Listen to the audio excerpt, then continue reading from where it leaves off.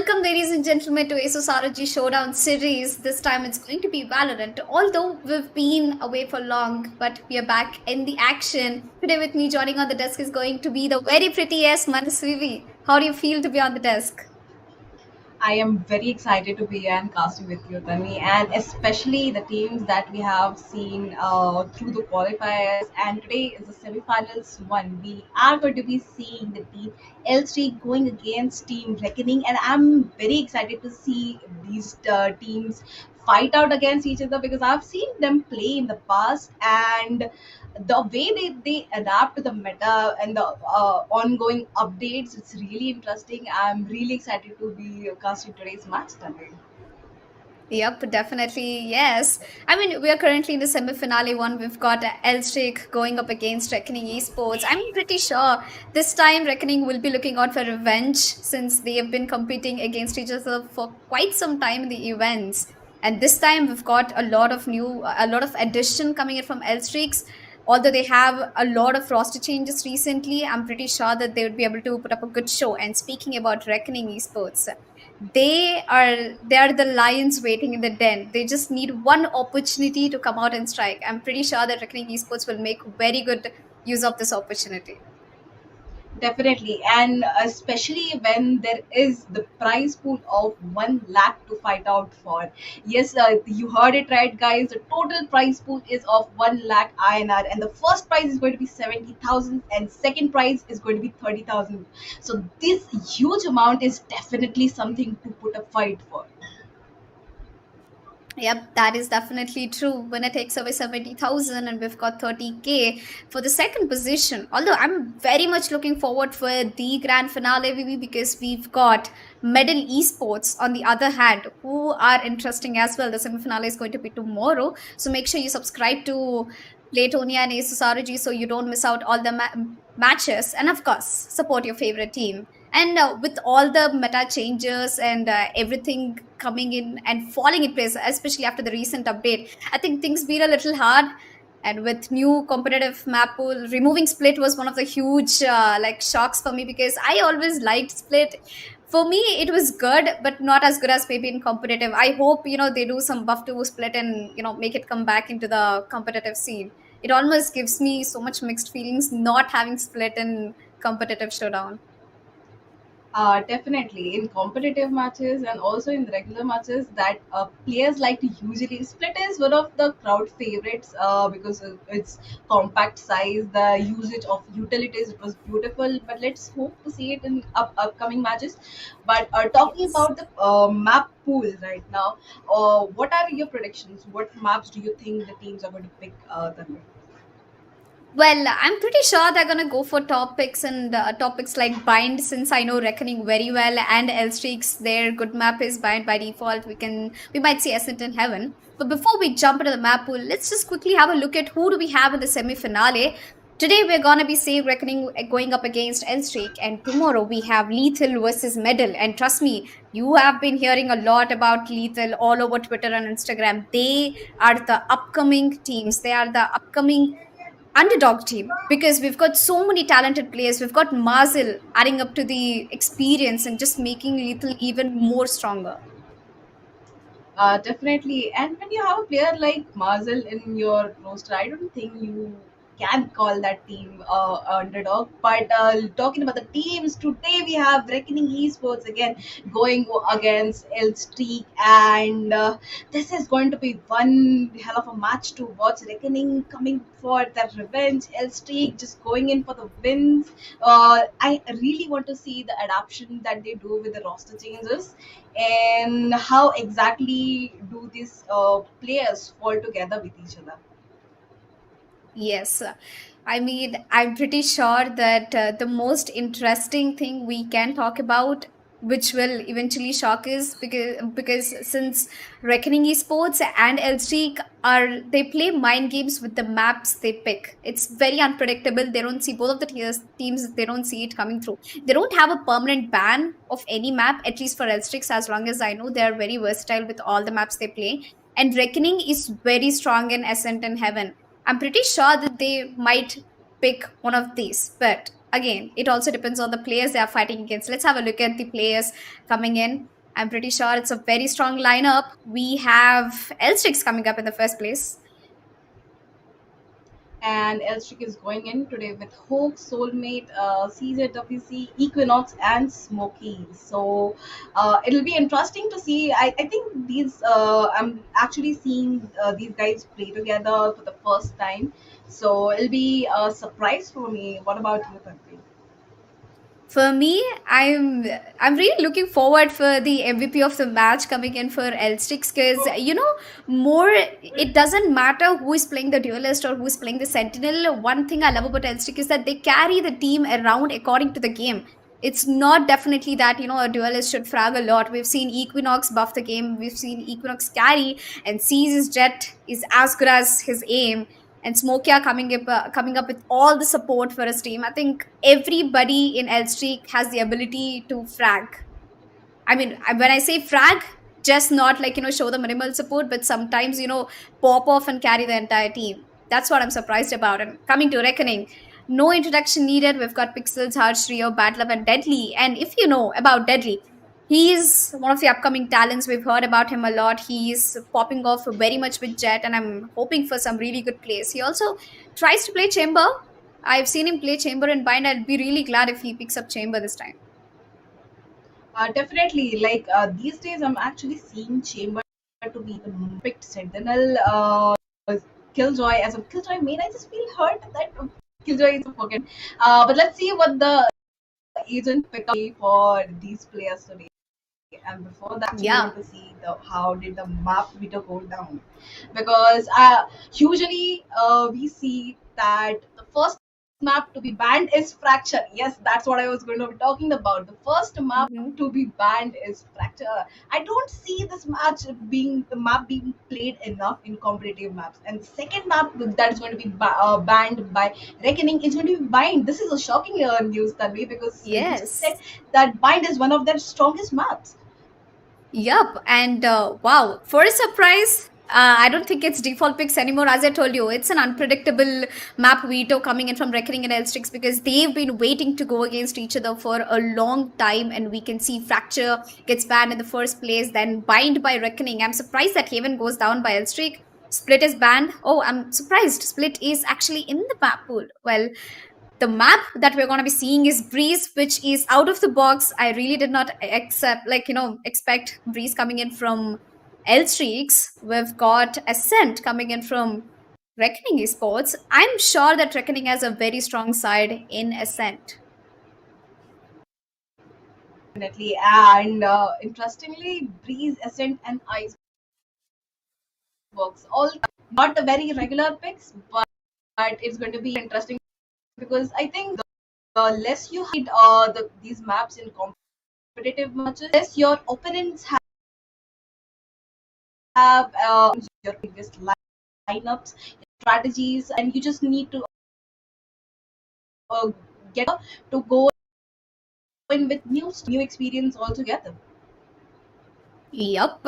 Well, it is Breeze, Ascent, and Icebox. Then, starting off with Breeze is quite a very unexpected pick coming in for me. At least I haven't seen Elstreak play much of Breeze. I want to talk about the agent picks coming in because Equinox being a Sentinel, I'm really expecting a Killjoy because he is known for his Killjoy and Sage plays. Can be a Sage, can be a Killjoy, or maybe completely a different agent. I'm not sure, but now the question is what is Deadly going to play now that Jet's been nerfed, and because of the dash, not many people are comfortable playing Jet. A lot of them have shifted from Jet to Chamber because both of them support your op roles, and I think with Chamber the job gets easier because you have someone to look over your backstab. You can teleport quickly and use the headhunter to your best, if you, of course, with the good aim coming in. So I'm looking forward if Deadly's gonna pick Jet or the Chamber. And rest, I want to know is Fade is definitely going to be a logged pick from one of the teams at least. Fade is a very good agent which can be optimized and it can directly replace Sova at times. Definitely, and we can only keep guessing, or we can actually. Not surprised, but a very impressive pick coming in from Deadly Neon, a smart play, very flashy and fast agent. And from the side of L Streaks, as they're starting off at the attacker side, Okay, we have a Fade Lock coming in from CZ, a smart pick, Soulmate picking up Reyna. That's a very strong agent. Now, to begin with, if it is Reyna, it can be an easy game for Elstrix. And whoa, Cypher. Wait, I think I haven't seen him for a long time in the meta at least. But Equinox is trying to make some bold moves, picking up Cypher. We've got Hoax with KO, Soulmate with Viper, of course. Now, by default, we can see Viper coming in from both of these teams. And I guess CZ just changed his decision, picking up Sova instead of Fair IC. Since, Breeze is a very huge map and recons might actually help them. And sometimes, the lineups for Shoggots too. What do you think about this map picks, Vivi? For me, they look very surprising because I was expecting a very defensive lineup, but this is a very aggressive lineup. I mean, in attackers, okay, Equinix seems to be not able to make up his mind. Okay, finally he chooses to go with the Cypher, and I think Cypher paired up with Chamber is going to be very interesting in attacking that too for the Streak team because. Not a single duelist, so let's see how they go ahead the picks because they definitely do have a KO on that side. They have their flashes, they have their initiator set so and Viper definitely by them slice open the sides and get in them again. No duelist lineup to be interesting to watch. Well, no duelist, that is all streaks for me. I have seen them play without a duelist, and I'm sure that they will put up a very good match over there. And speaking about Reckoning Esports starting off on the defense side, well, I believe Breeze is more like attacking since you have a huge area to work with on the attacking side. And it is very small area that they can, put their pre-setups before the round starts. It's easy for the attackers to get the side immediately. Now, Reckoning have chosen 2 duelists, which is quite surprising because I was expecting for a double sentinel or a double initiator setup. Well, let's see how this goes for them. And Equinox picking up Cypher in Breeze. Well, Cypher is definitely a very good agent, but again, I doubt on the traps and the cages. I would beg to differ because Cypher is a very strong agent on this map, not seen for a lot.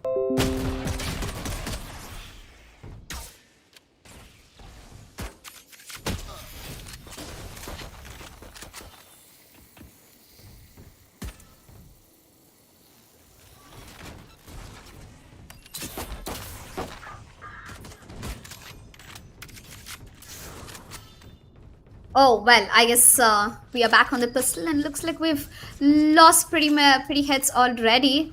Elstrix going up very aggressively. They're already the spawn. Equinox trying to get a frag, gets taken down by Harsh. Harsh for the rescue. Will they check the corner? Yep, definitely will. CZ goes down. It's the Deadly Dio. Deadly and Harsh, both the duelists trying to pick off. The spike has been planted. And we've got ample enough of time for Deadly and his teammates to recover the site. And I believe it's a 1v3 situation. Nothing much that they can do. Hoax gets taken down. A beautiful retake coming in from Team Reckoning Esports. A good start for them, I believe. I mean, especially starting off with Deadly and Harsh picking up the DLS and making the job very well. Definitely a beautiful pick coming in from Reckoning side.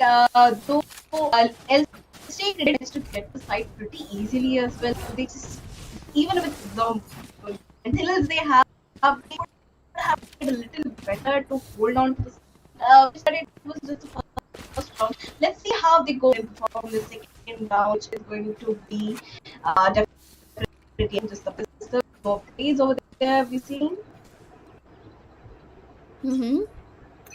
Well, I'm sure that they're going in for an eco, and Elstrix picking up an eco, a good one, just a couple of deagles coming in their hands. Well, on the other hand, we've got a full spectre buy coming in for Reckoning Esports. I mean, they have to make the most of this round, and of course, it goes the same for Elstrix. If they're able to manage to get 2-3 picks, they can do some damage to Reckoning Esports. Again, it's going to be a bonus round, the third round for them, so it shouldn't make a huge difference. Smokey already down to very low HP. We've got no healers coming in for both the teams, so the game's going to be do or die. Hoax coming in with a very aggressive push, spots out Deadly, barely 2 HP. Gets spotted out, gets taken down. A beautiful backup from Badlow and Hirsch. The spike's been planted despite of the backup. Interesting. We've got very aggressive setup coming in from L Streaks, but again, CZ on a really bad position, gets spotted out, barely down to 30 HP. He's got a recon. I think he can get most of the info if he puts a recon in the backside. Should do a lot of work, and there comes the recon, goes down as well. The spike's getting diffused. The only way that this can actually survive is the Viper lineup. What can we see? And Soulmate is fighting. The spike has been diffused, I believe. Oh, not yet. Oh yeah, it Oh, actually got diffused. That was a beautiful round.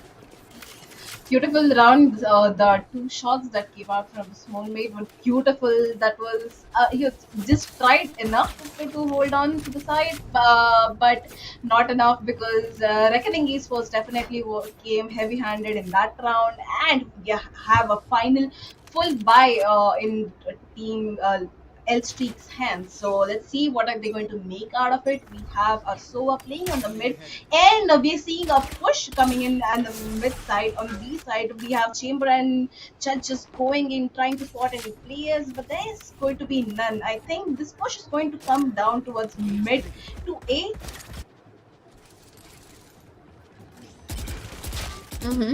There we go. Well, we since have it's a full first yes. go on.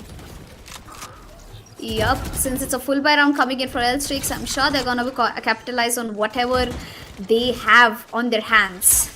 That is a full rifle setup coming in from L Streaks. I'm pretty sure Reckoning Esports should play it off a little good. They should wait for the retake since they have barely Spectres in their hands, and they did drop bodies in the last round, so it's gonna be Deagles for them. But Harsh has got his ult already. Well, let's see how far the Bladestorm works. He's got one pick. Pixel's trying to push from the mid, but there you go. Smokey already knows his position. A beautiful wall bang, but Harsh is getting aggressive. He's trying to get as much as he can. Gets spotted by the shock dart, and Smokey takes away the last kill. That is a very beautiful round coming in from L Streaks. They did capitalize on everything they could. They dropped two bodies. Two beautiful kills coming in from Harsh ultimate. I think they could have done better if they played off a little defensive. But again, since it was a bonus round for Reckoning, they did capitalize on Harsh ult very well. Two bodies, little damage done for L Streaks economy, one for L Streaks and two for Reckoning Esports. I think the fight's already begun pretty well for L Streaks. Definitely. That was a beautiful round. They definitely capitalize on their buy round over here. And now we have both the teams of the beautiful buy. This is going to be the real round that we were looking forward to. Both the teams with full buys and the utilities in their hands. Again, we're seeing a little bit of a heavy hand towards mid. I think we just have L Streak waiting. I think there's a little timeout going on over here. Tanvi? Yep. Since there is a few technical issues that we are facing, we'll be coming back to the caster's desk. Well, we might actually have few updates or changes coming into the game. But meanwhile, with the 3 rounds, the whatever I analyzed, especially the map coming in Breeze and Reckoning Esports with a surprising picks up for double duelist. So far in the recent games, I haven't seen any team go for a double duelist setup because most of them are very much trying to optimize on every agent that they can pick, and Chamber is a huge investment in the team, and I haven't seen much of Chamber coming in, and Equinox picking up that Cypher, it just left no words for me because Cypher's a very good agent when it comes to close quarter maps like Split or Ascent. It works very well. Now Breeze is a very huge map, and in order to put traps you need to be really good Cypher, and the traps are of course portable, and I don't think it can give much info, but again, as long as Elstrix is very comfortable with their lineup, I think they can do very well with that. What are your thoughts on the first 3 rounds that you've seen from Reckoning and Elstrix? I think Reckoning is doing pretty well over here with the double duelist that they have. Their retakes are pretty swift. They just go in the kills. They just come flawlessly for them. And LST, we just saw them lose the first round, which might have gotten them a little bit of disadvantage. But I think they're just getting it back. We saw them take a beautiful round last round with their full buy, and I think they'll be showing same kind of gameplay throughout the match today. Tanvi. Yep. Well, surprisingly, one thing I found very, very, very fascinating is, of course, the weird agent combination. Not weird, I would say, a very strong agent combination from Elstrix and not having a duelist, but yet they're doing very good in attacking side.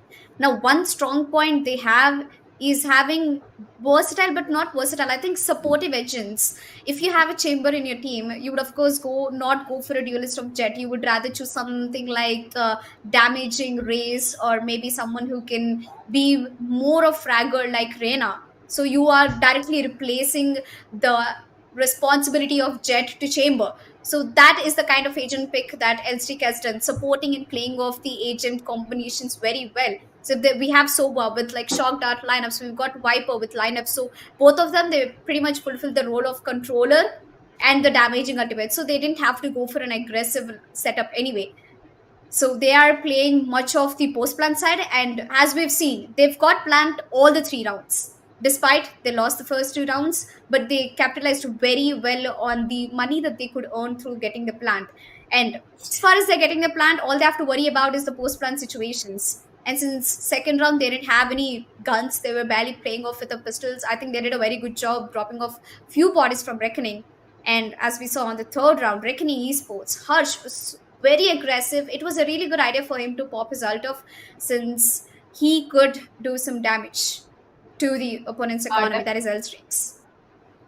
Definitely, and especially with L-Streaks, they've got their KO, and again with no duelist, KO is a very good initiator that they've got.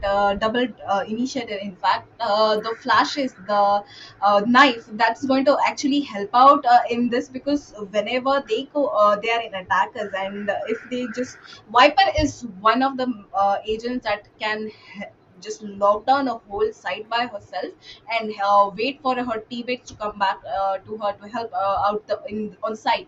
So with KO in their hand, there's definite chances where Viper will be useless, completely useless. We just gotta see what L3's KO is gonna show us today. Yep. Well, the fact that Hoax has picked up KO is quite surprising, because he could have gone for something like Sky. But again, I think KO's ult is more useful, since we have Reckoning Esports are very aggressive. And not only that, their setups are way too aggressive, what the Reckoning Esports is trying to showcase right now. And with KO's ultimate, I think they can just put an end to whatever abilities is in the opponent's side. They can just get the site very easily, get the plant quick. With the Viper one and Chaos Flashes, I think it's a perfect combination. So we have few technical issues coming up. I think we'll be going in for a short break. Be here. We'll be right back.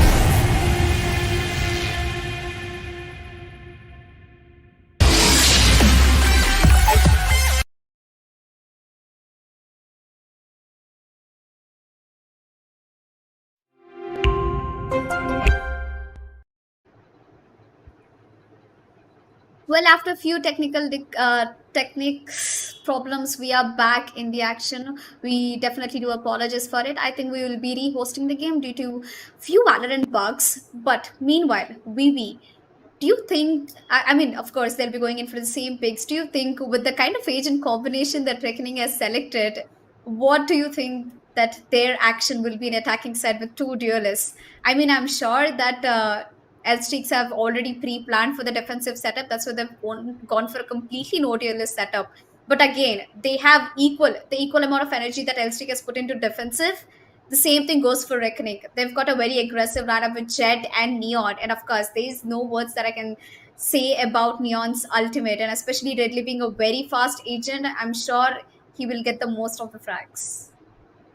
Definitely, we are seeing Neon as a replacement of Jet these days, and it's very interesting to watch it, especially with her ultimate. Once it's stuck, it's stuck. You just can't escape that ultimate, which is really interesting to see. And especially when a team like Reckoning Esports picks that agent, I think it's going to be interesting to watch. And the second thing is like whenever SG goes into defensive side, it is going to be a one hell of a time for Reckoning to crack open the sides because of the duelist that they have. We will have probably a chamber on one side and a cipher on another side. And I've seen some beautiful setups coming from some ciphers in this map, especially. It's not a very conventional pick because of the size of the sites, but a good cipher can just make your life hell, and I think that's what LSD is going to show us today. Yep, I'm sure that Equinox has got the best of Cypher. I haven't seen him. He's known for playing Killjoy, as we were speaking earlier about, Chamber directly replacing Killjoy. And I think L-Streaks, they don't follow meta. They set the meta. There's someone who have their own agent combinations. They have their own, story building up. Since it's a Southeast Asian team, we don't have most of the Indian players. We've got players from outside the country as well. We've got Pablo, who's very well known and is a very good player with new age, with new ideas coming up from L-Streaks. That is the reason I think they stand out. And coming to Reckoning Esports, they are very well known to stick through the gameplay, to be, disciplined enough to follow the meta. And they have these by default category gameplay that even though the opponent knows what Reckoning Esports is going to do the next round, they still somehow find a different way to look at Unique. They still get the bomb side. I don't know how. It's like very normal call. Deadly's gonna flash or Deadly's gonna put the stun. They're gonna push. Arch is gonna back him up. But still, they do somehow manage a way to get the round. That's one thing that I find very fascinating about Reckoning Esports. That even though their strategies are really, of course, they play a lot of tournaments and their gameplay is directly visible to all the audience. And after a lot of scrims, they still somehow manage to maintain that momentum. And I think that's what makes them stand out. Reckoning Esports, their coordination, and of course, they have a lot of experienced players, and India's few of the top players, of course. Definitely, and I think El Streak is on the way to be all that jazz. And on the other hand, actually, we are going to be going in on again a 1-3 lineup. Oh, not a 1-2 lineup actually, scoreboard. So again, now this is the round that I'm excited about. Both the teams have whole buys. They are going to be making use of all the utilities in their hands, and this is the time that we're going to see if L-Streak's no duelist lineup is going to work out or not, because that was what we were worried about all the time. How are they actually going to go ahead and crack open into the sites? They managed to do that in the beginning with just pistols in their hand, but what now when there are all the utilities are going to be in action? Yep. And one thing I can definitely say that L-Streaks is known for their uniqueness, known for them standing out different from other teams. They don't follow the meta, as I said. Well, them not picking up a duelist, I am definitely not surprised. I've seen them play previously without a duelist. But what I'm excited for is watching Harsh and Deadly play a double duelist setup, because they both are very good, very well coordinated, and with them having such aggressive duelists like Jet and Neon, come on, it's not even It's not even like Rena or Raze we've got in the hands. Both the agents are very fast with the dashes and the ability coming in from Neon. I guess it just makes the job easier for Deadly to even get the frags. And Harsh, as we know, he's the fragger for the team. And speaking about Elstrix, they have a very versatile lineup. They have players coming in from outside the country, and Hoax is very well known for his KO plays. So I'm pretty much looking forward for Hoax to make some plays out there. One very good reason I think he picked up KO is because of his ultimate, of course, because it shuts down all the abilities of the opponents. Even if they have a good defensive setup, I think having an aggressive KO in the attacking side will just make the job easier for you. And Smoke, yeah, he is the core member of the team. He knows when to push, he knows when to peek, he knows when to flash. He definitely understands the team's needs. And same with Reckoning. Reckoning have been playing together for such a long time. We've got bad love. We've seen him all the way from CSGO days. He's known for fragging. He's known for the rifleman.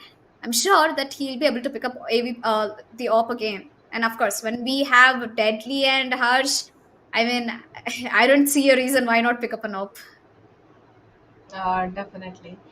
Speaking about agent lineups, what do you think would your ideal lineup would be in defensive side? In defensive On side, Breeze. okay, that's a very interesting question.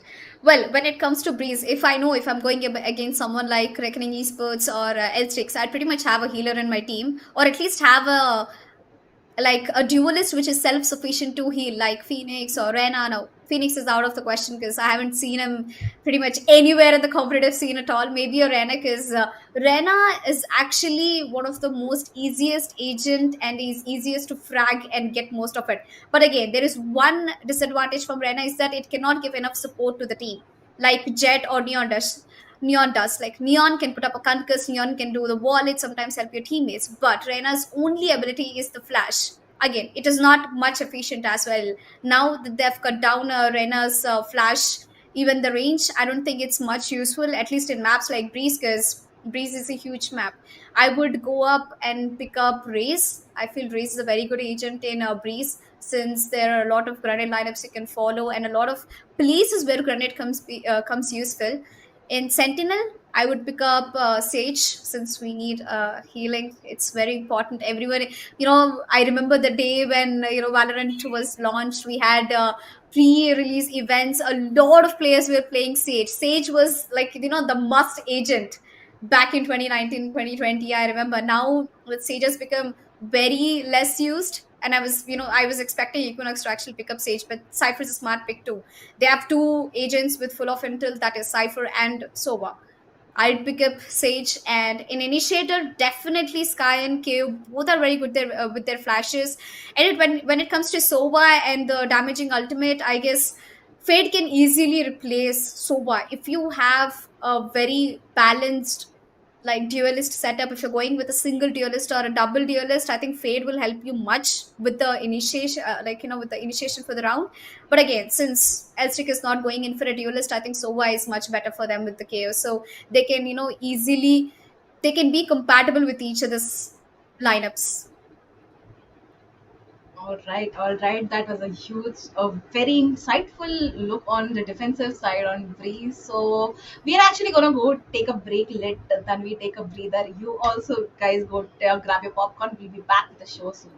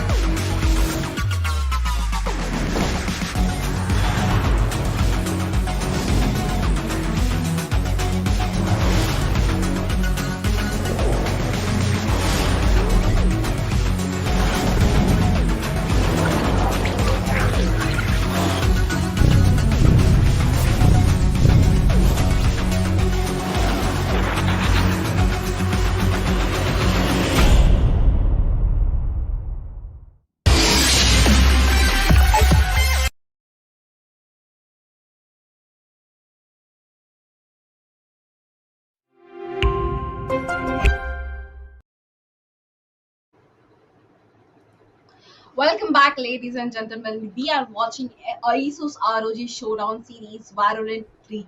So, actually, we are back after a short break. A short break.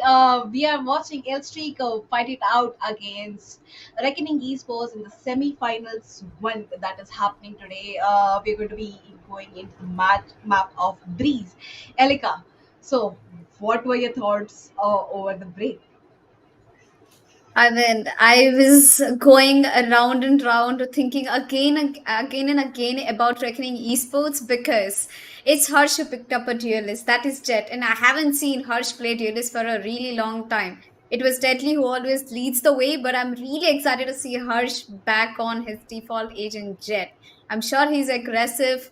Not only me, even the owner, even Sharky says, is very excited about watching Harsh play Jet. Now, again, I told you with Neon and Jet coming together, I just want to directly switch to the attacking side of Breeze. Now that they're starting off on the defense, I'm waiting for the second half of the game. How aggressive is this gonna get?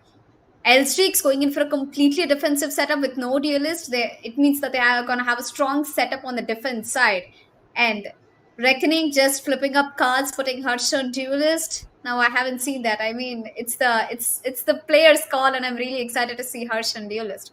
And speaking about all the agents and setups coming in, nothing that we haven't already talked about. I'm seeing Cypher over here, which I quite did not expect it to happen because I was more like expecting a Sage. It's a better alternative, but again, we might be actually expecting very, very, very crazy plays coming in from Equinox with the straps and, of course, camera cheeky positions. I mean, as far as I remember playing against a Cypher in the opponent, I always get tagged by the cam and I can never find where is the camera actually placed. It has happened to everybody in competitive at one point in their life when you're playing and you just can't find it because the camera color itself is so dusky you can't find it. And especially in the map of Breeze, there's a lot of open space. There's pillars, there's cheeky corners, there are very little area like that you can actually analyze and find where the cam is actually hit, especially on a bomb side. If you see, you've got two pyramids, you've got the halls, you've got such a huge area to work with, so expecting a cipher cam is a little unpredictable, I guess. Definitely, and in fact, you can actually not just on the defense side, you can actually use those cameras, that camera very aggressively when you're in the attacker side, getting that crucial information in the beginning itself, on the mid, suppose on the wooden doors. The cipher camera is actually very useful over here in map of these because information is all you need in this map since it's so huge. And again, you're talking about good hiding spots for cameras. I mean, the breeze is full of trees and leaves and so many spots where you can actually hide the camera. I mean, if even if it's in plain sight, you won't be able to spot it out until it's too late. So yeah, I'm excited to see the cipher plays going on when we'll be in the defensive side. But right now, I think Elstick is still on the attacking, and the score is one on for Elstick and two for Reckoning Esports. And we're going to begin from that point again.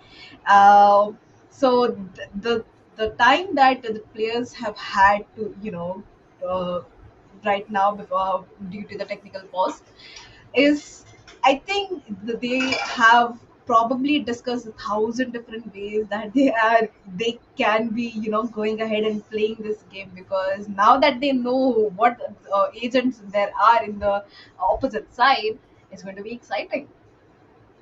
Yep, that is definitely there. But before we jump into the game, let's just do a small recap of what are the map picks coming in from L Streaks and Reckoning. Well, surprisingly, it's going to be L Streaks actually picking up Breeze. I mean, oh, that was quite unexpected. I mean, Breeze and L Streaks haven't seen them play much, but I guess they will go well together so far. It has been only 3 rounds, and they picked up the first one with the full buy very well. L Streaks, beginning with, they actually banned Fracture, have no clue about how well they do, and Reckoning, banning Bind was a huge surprise for me because Reckoning is very strong in the map Bind. And again, L3 is as perfect as Reckoning is. That's why maybe they didn't go for bind this time. Haven's been banned by L3. It's, I think, their first permanent ban is always Fracture and then comes up Haven. Split is banned by Reckoning as usual. And Elstrix picked up the map of Breeze as we were talking about. And the second map we've got is Ascent, where Reckoning is going to be starting on the attacking first, and Elstrix will be defending. And the decider map is going to be the most interesting Icebox. Well, I am pretty sure I'm gonna bet on this for a fact that Deadly might be picking up Neon again in Icebox. I wouldn't be surprised even if he picks it up in Ascent. I mean, Neon is as comfortable as Sage in any map. You can pick up Neon and put out best gameplay in any map. In Icebox, I think it's just going to be an advantage for Reckoning if they put up a Neon. And I'm actually expecting L6 to go on a no duelist lineup again on Icebox. I mean, I've seen them play Icebox without a duelist before. And I guess it's pretty much going to be the same. And within no time, we are back in the action, ladies and gentlemen. Fourth round going live, Reckoning Esports on full buy against L-Strix. L-Strix, they just got their first round, a full buy round. They've lost 2 bodies, although I think they will be still going in for a full buy. All right, and you're seeing this L streak actually looking towards the mid side. They're not exactly committing towards any side yet. We see Sova and Viper making their way towards the A side, and Smokia, he's all the way into the halls trying to spot if somebody is taking an early peek over here. Deadly and Harsh, both of them on the A side, they're going to make sure this not easy for L streak, but they are going to get inside. Arch is going to go down, and we have Deadly all alone to be dealing with the whole team of SG. They have the Viper Ult put down, and this retake is going to be a little difficult for Reckoning in return. Yup. Well, as we know, the bomb's been planted once again without a fail by L-Strix, but all that matters is now is defending the bomb, and looks like L-Strix Equinox is quite in a position in the Kabi. Badlove gets spotted, Soulmate with a beautiful kill on towards. Now it's a 1v2 situation, all in the hands. And there you go, Hooks getting the last pick onto its pixels, closing the round for L-Strix. 2-2 is the score. Looks like finally they're getting the revenge. They are getting the lost 2 rounds back for L-Strix, and a very beautiful execution. By the way, as I say, L-Strix, the way they get into the side, the way they get the plant, and I think 3 times.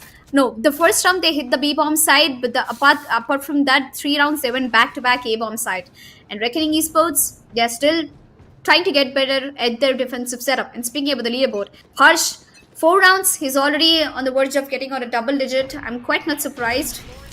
Ooh, that was close. Pixels could have gotten spotted. It's going to be a B hit, I believe, from L-Streaks. And they already have the site. This is what I'm talking about, VV. They have the site within 5 seconds of the round. Definitely, and I think somewhere or other, Reckoning Esports is letting them take the side, because we have seen them take this beautiful retake, and I think that's what they're going for. But no, Smokey is going to take down Bad Love, and Deadly 10 is also going to go down. So this retake is going to be again a very difficult task for Reckoning Esports to just cherish in their hand.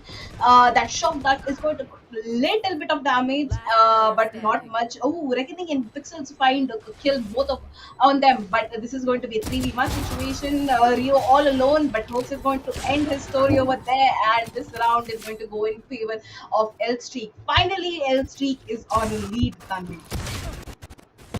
Yup.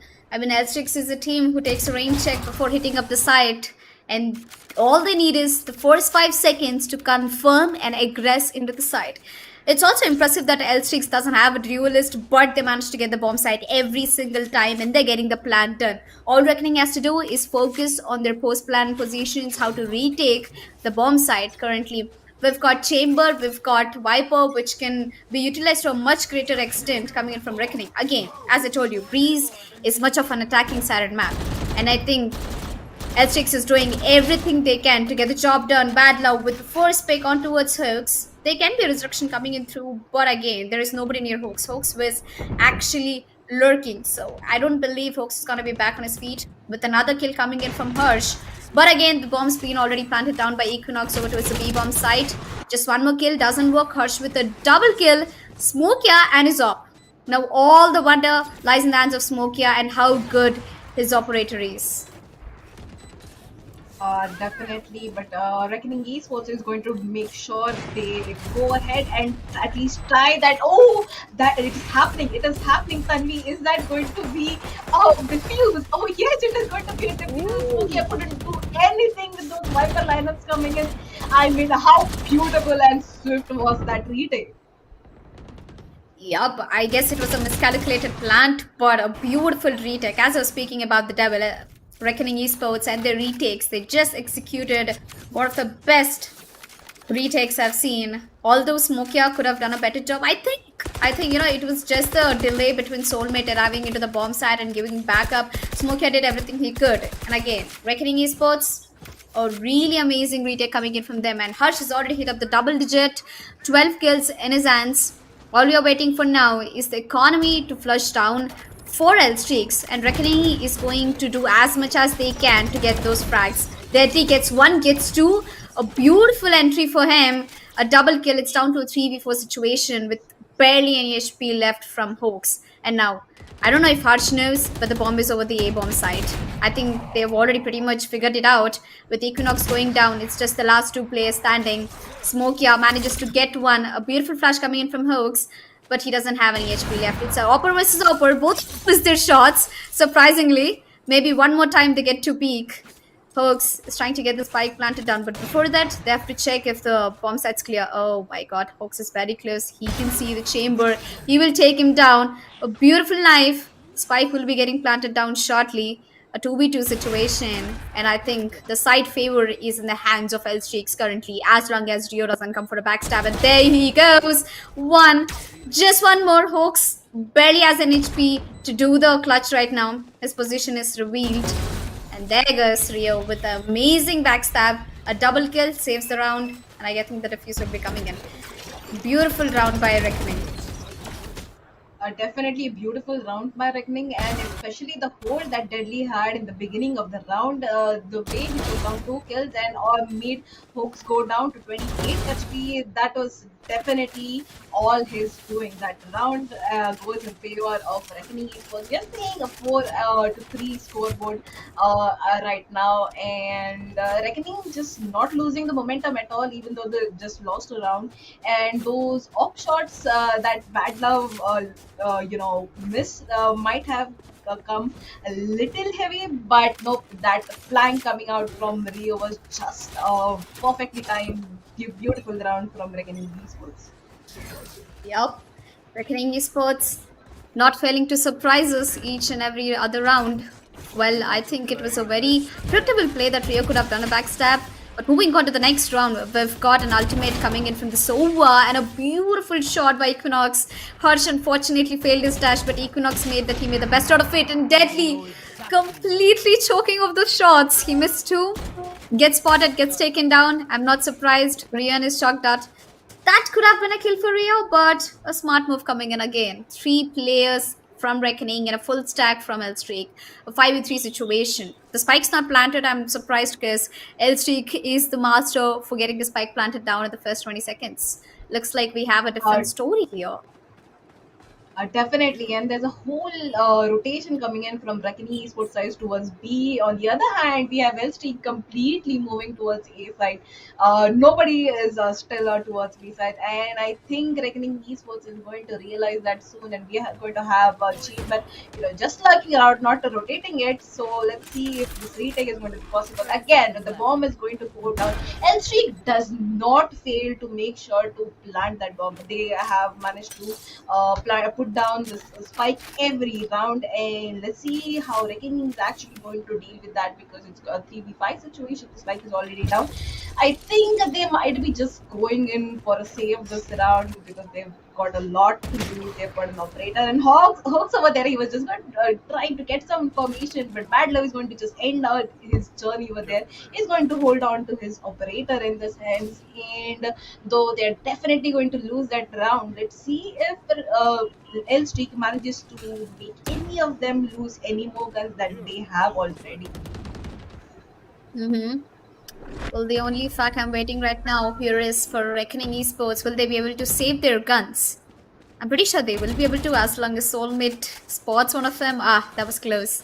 Lucky Pixels gets to save the gun. Reckoning, it was a good decision, I believe. Honestly, going in for the save because economy over anything right now, at least for the team, because firepower is all that Reckoning is strong about. And speaking about L streaks, back to back plant executions are a tough job and they are not failing. I mean, they've been successful at planting every single round, so as long as they keep going on like that, I think they have the game in their hands. Oh, definitely. And we are actually seeing ambush coming in towards the hall side, which is left completely unguarded. Oh, not anymore. We have Sova and we have Chamber. Oh, that's going to be a crossfire over halls. And Badla is going to make sure Smokia goes down, gets punished.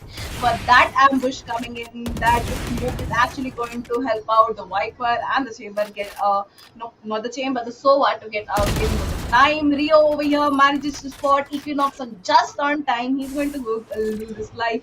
Now it's a 5v3 situation for L Street, and L Street has nothing to lose right now except for the gun. Oh, deadly! He's going to match take 2 kills, and Bad Luck going to finish off that round with the kill on Hook. So after just the 2 kills that fell apart in the beginning, and just as we hit the last 50 seconds, it just felt like L Street just fell apart altogether. All three of them, they just pushed in, and it was like, okay, we've got nothing to lose. Let's just make this happen.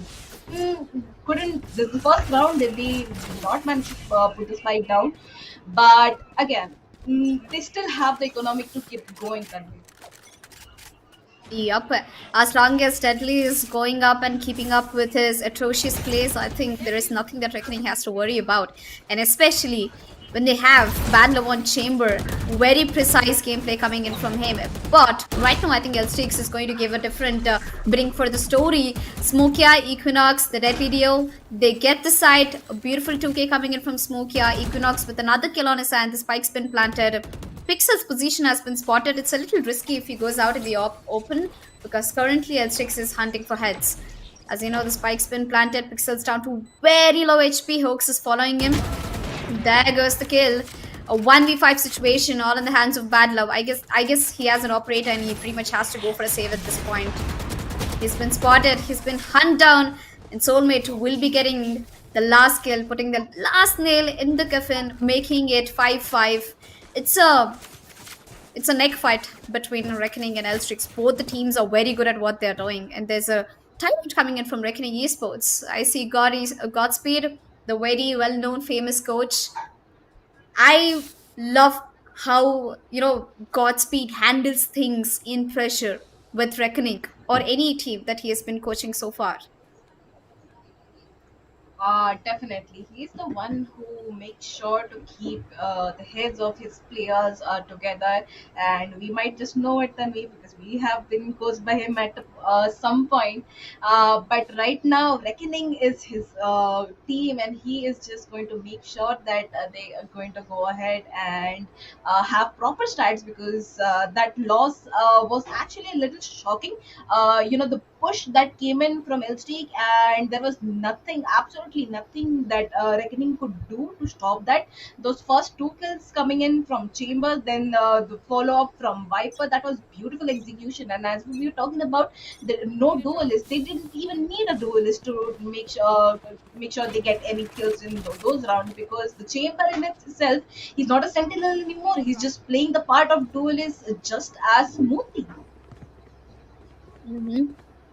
Well, I guess it's known that DLS is all about getting their job done, getting those frags, and I'm surprised that Deadly's actually playing a very active role.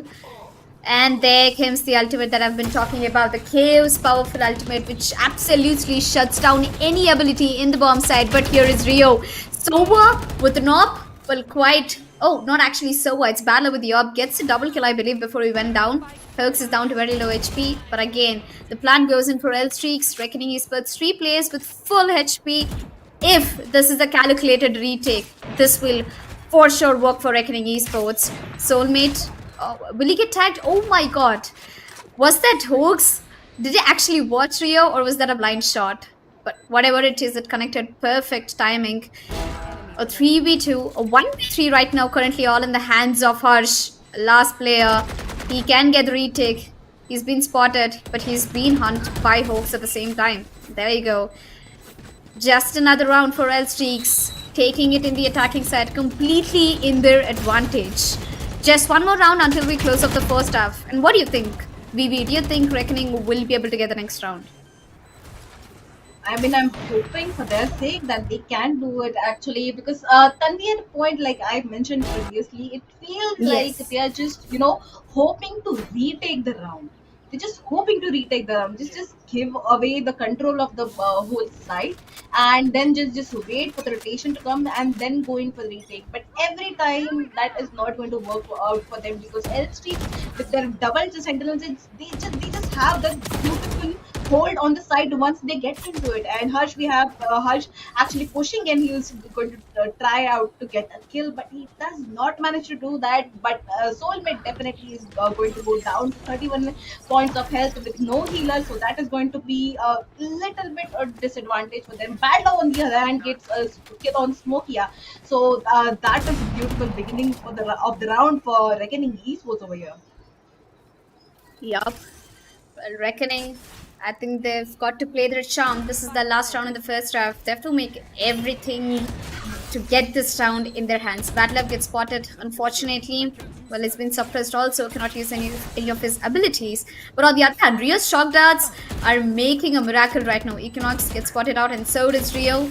Trying his level best. Bad Love already gets the push, but Hooks is here to save the day. Equinox pushes through the snake bite, gets that kill, and here we are.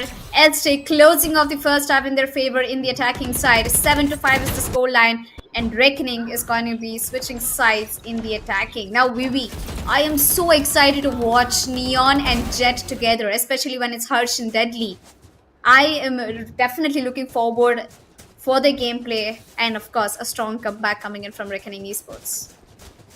Oh, definitely. And the moment that we are talking about that Sentinels going in with like they are going to definitely have a much better hold on their sides than what Reckoning had. And I'm hoping to see what we have coming from Reckoning side at this time. How are they going to plan to crack open the sides?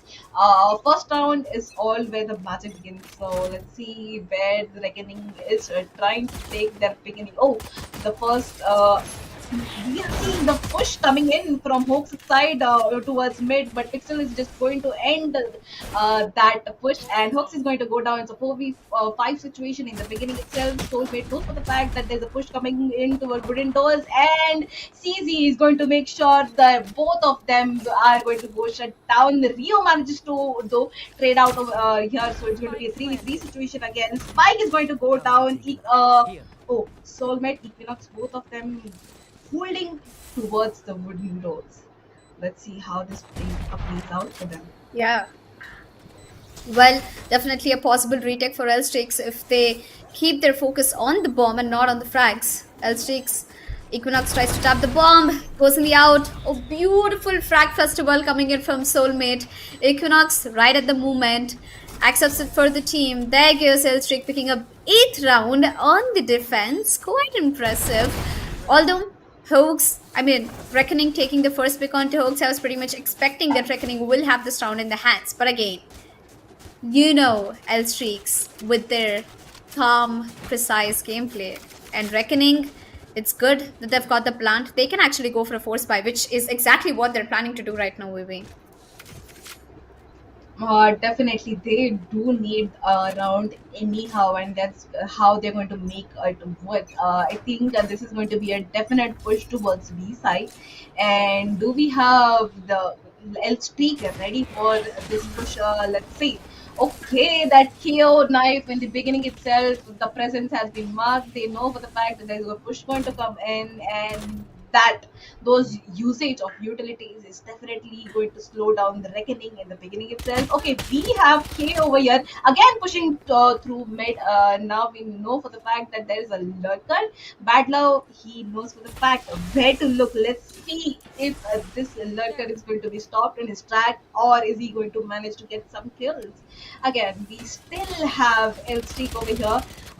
Try. Ooh, beautiful, beautiful stop over there in the chamber. That's what I'm talking about. A cipher, beautiful combination going in with a chamber. They're going to stop the track of Reckoning East within the beginning itself. Oh, Battle managed to take a kill on Hawks in the mid, but is it going to be enough for him to land his fight? Well, I guess the sheriff is definitely working for Rio. It's a 1v2 situation. 72 HP, I think that is enough to work with. Again, he's fighting off against two aggressive players, and Elstrix is pretty much unpredictable. Rio gets the spike, is pretty much gonna come back, but doesn't realize that there's already a backstab coming in from Elstrix. A nice round coming in from Elstrix. On the other hand, reckoning it was a force buy for them. They should have been very careful with their gameplay. Now that they've lost their force buy, they might have to go for an eco or maybe a couple of upgraded pistols like Sheriff and Ghost coming into the play with a CZ. That is the only thing that can save them from losing and giving the double digit away to LGX. Just one more round until they hit the double digit number on the score, and Reckoning still has to get 4 rounds on the comeback. And as I said, just be upgraded pistols with no armor over here. Okay, and this is actually going to boost the confidence of SDs. Look how they are like actually trying to trap the move of Reckoning Esports in the mid itself. They are completely surrounded. They make sure not to give away any kind of map control with the peaks on mid and wooden doors and even the cave side. It's beautiful how well controlled LST are right now over Reckoning Esports. Mm-hmm.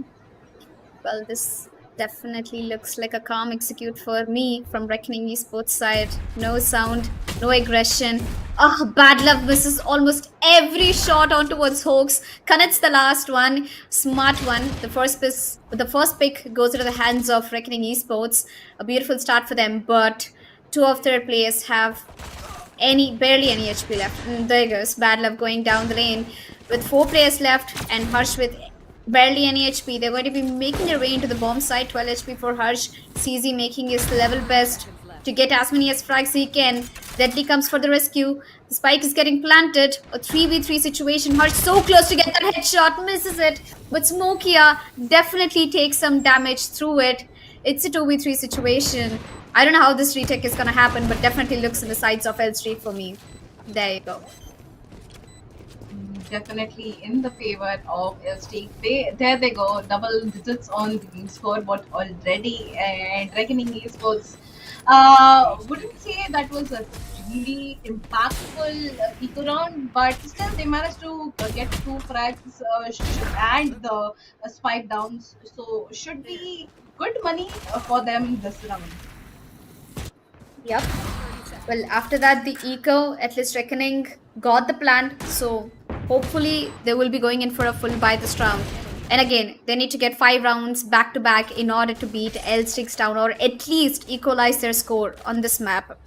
And again, it is L-Streak's pick, the map of Breeze. So even if Reckoning might not able to, put their best performance in this map, they can always make a comeback in Ascent, as it's a best of 3 series. We have 2 more maps. The second map is Ascent and the third one is Icebox, where in the next map, L-Streaks will be defending first and Reckoning will be attacking.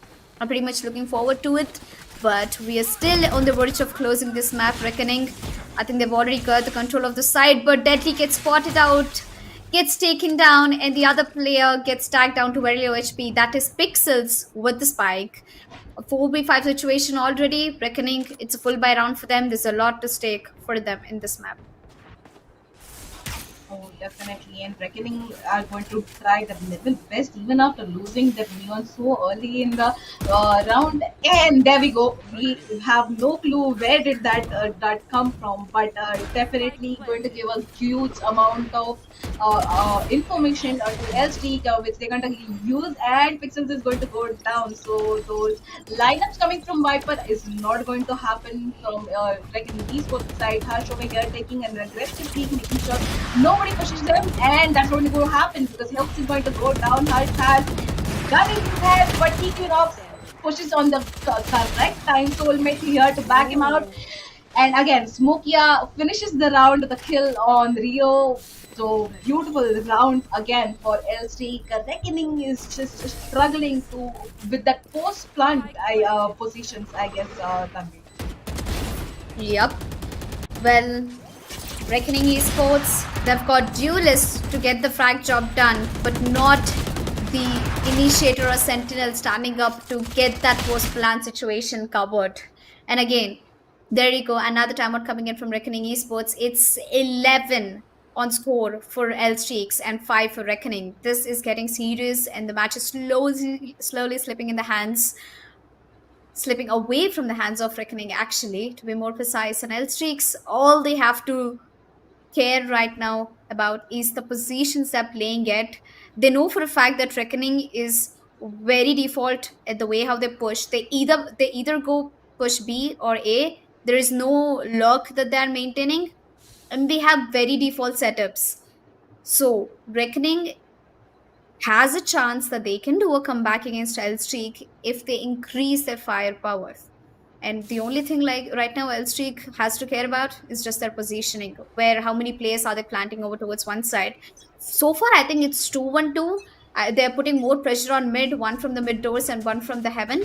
And I think both ways it's working since the control of mid is entirely in the hands of Hellstreaks. And Hellstreak is not only good with their attacking but also their defensive retakes. As you saw, Smokia, Soulmate, and Equinox, they are getting the job done in the retakes.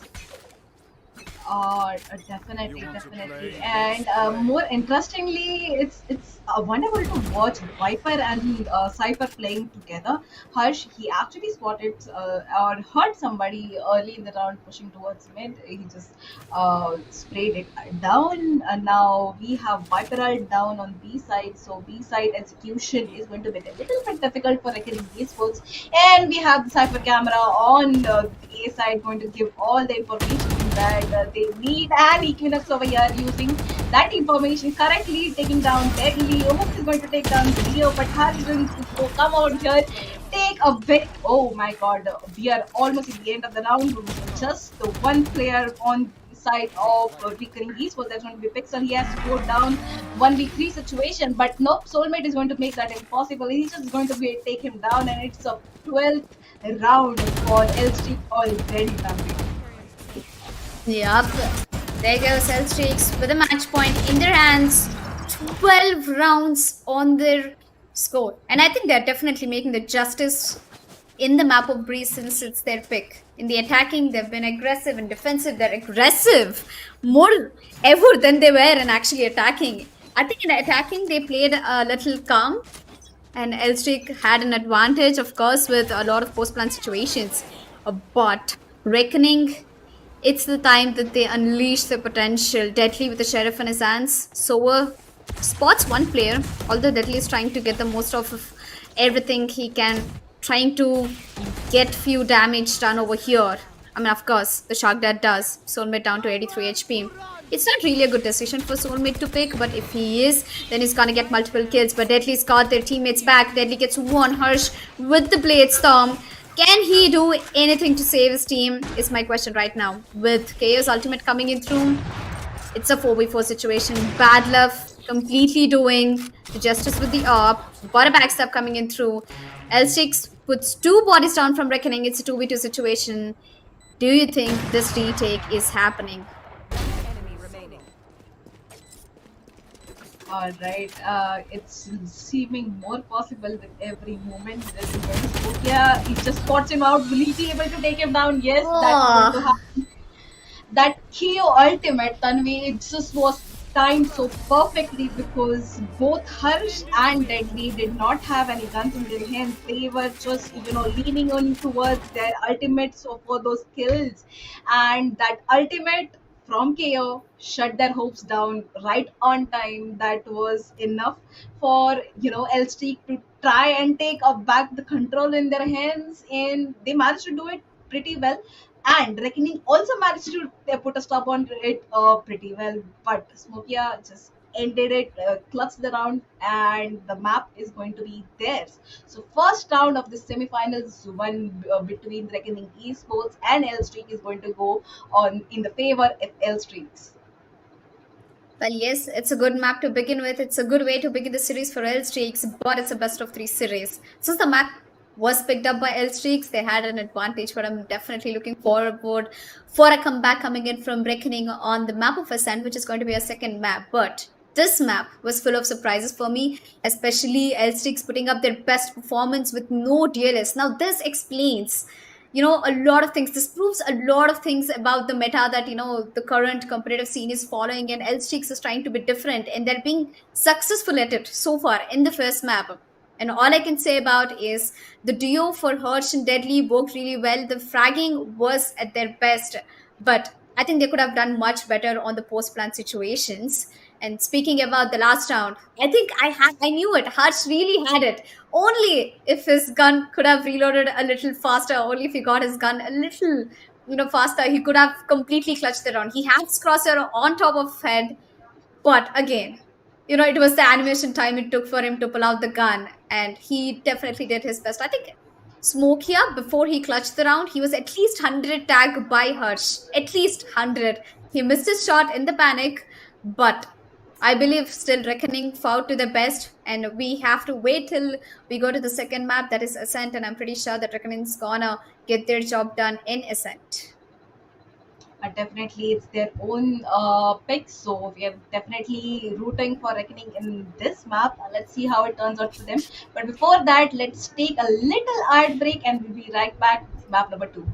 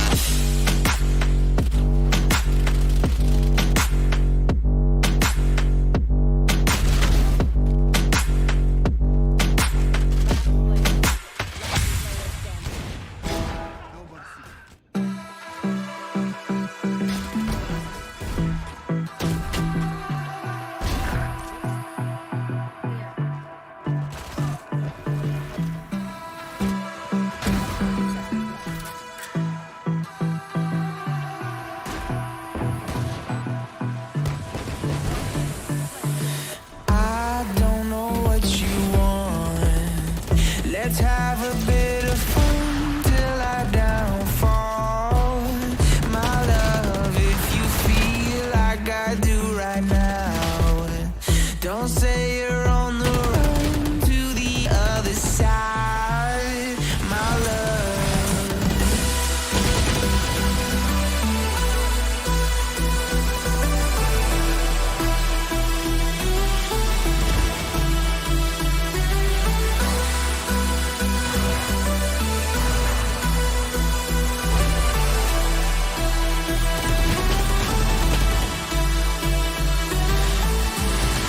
You say you wanna try, but you never do.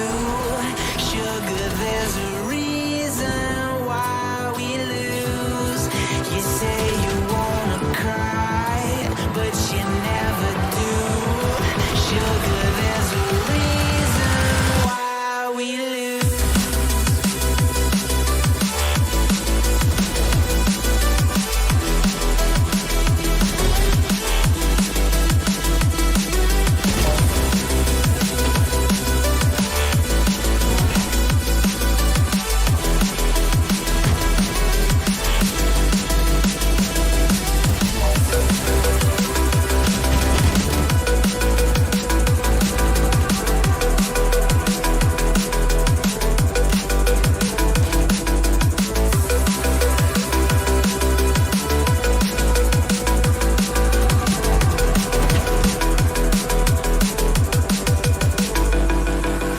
I don't know what you want.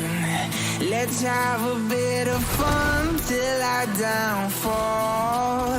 My love, if you feel like I do right now, don't say you're on the run to the other side, my love. You say you wanna try, but you never do. Sugar, there's a reason why we lose.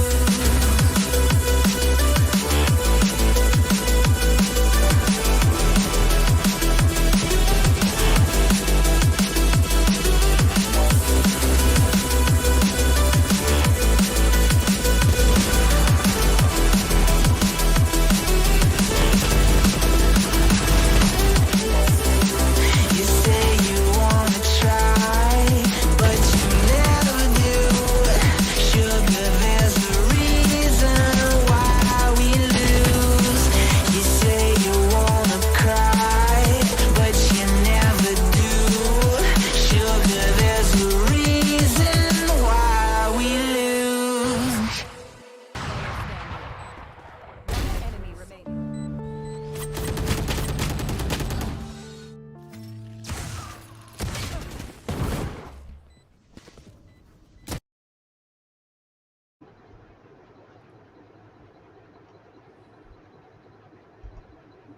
Well, welcome back, ladies and gentlemen. After a short break, we are back in the action, and we just finished the first map of our semi-finale number one. That was the map of Breeze.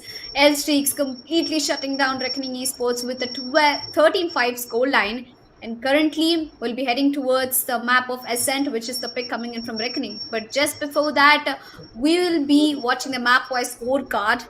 We got Smoker from El Shakes on top of the leaderboard with 18 kills in his hands as a chamber. No duelist, but he definitely got the job done. He fulfilled the role for the fragging. And on the Reckoning side, we've got Harsh with 15, Battler with 14, and Deadly with 9 with 3-10. What are your thoughts on this scorecard, Vivi?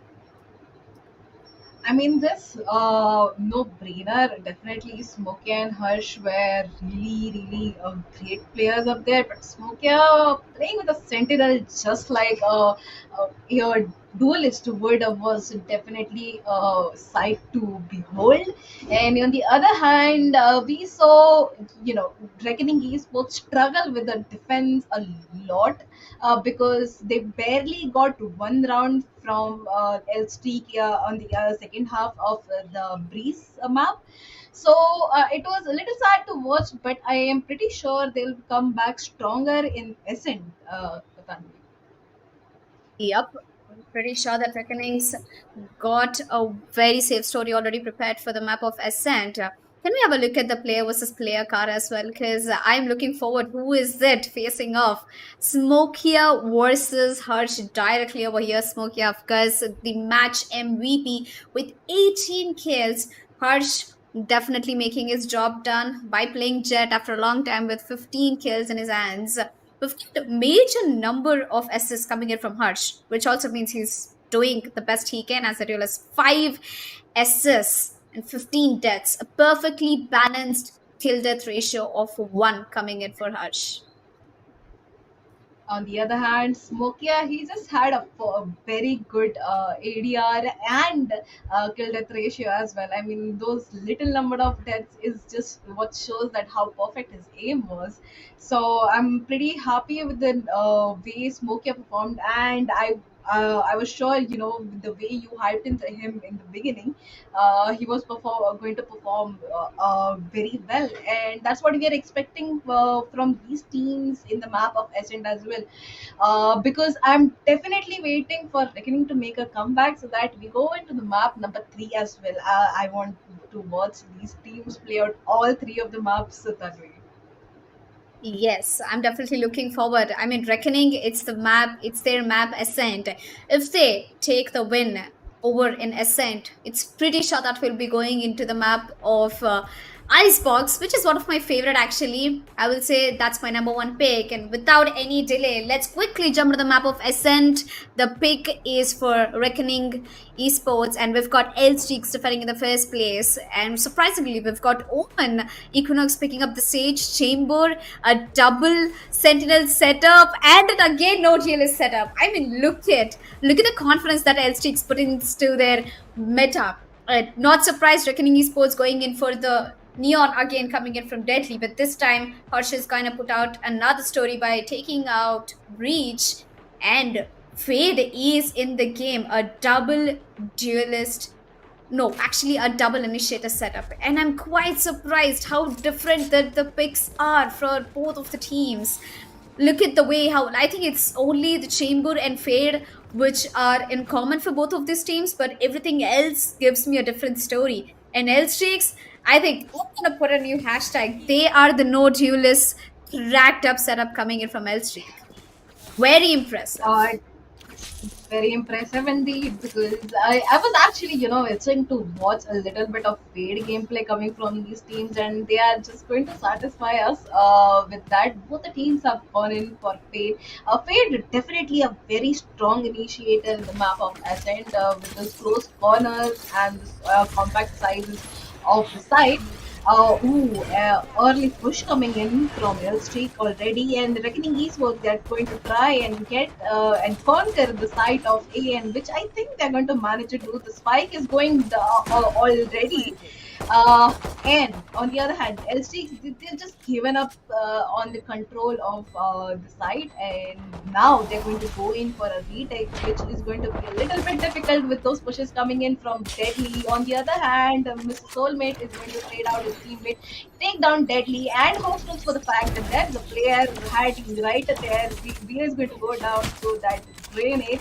Hopes manages to spot out more players. They're just falling out like dominoes over here, Tanvi. And Harsh, the lone man standing Yep. for his team, is going to go down as well. That is going to be a one swift retake coming in from L Streak's side, Tanvi over here. That was beautiful execute coming in from him. Yes, L Streaks. If they could put such an interesting performance in the attacking side of Breeze, imagine starting off at defense. It's completely their control over both the bomb sites in Ascent and making it easier. Equinox putting out his balls, as I told you. Equinox is a player who brings out that battle sage gameplay every time I see Elstrix playing up. Despite of the first round, I hope that Reckoning Esports quickly bounces back in the third round. Deadly with a beautiful entry frag gets immediately traded. Nevertheless, Reckoning Esports seem to be going forward. Hoax being very aggressive over towards the shot. I think Elstrick has to step out a little bit. But again, and a very aggressive push might come in from shot. Reckoning Esports taking the best decision, falling back, regrouping at B bomb side. I think it's going to a B hit coming in from Reckoning Esports, but they have to be really careful with the flank. And there is Equinox getting one frag, gets a double, gets spotted by the third one, and just to get the third kill as well. Will Equinox go for a quad kill is the only question. The spike is dropped at the spawn. There's absolutely no way that Harsh can make the best out of it, but managed to find one frag. He's gonna go all the way from the spawn to the B bomb site and maybe, take a turn over there.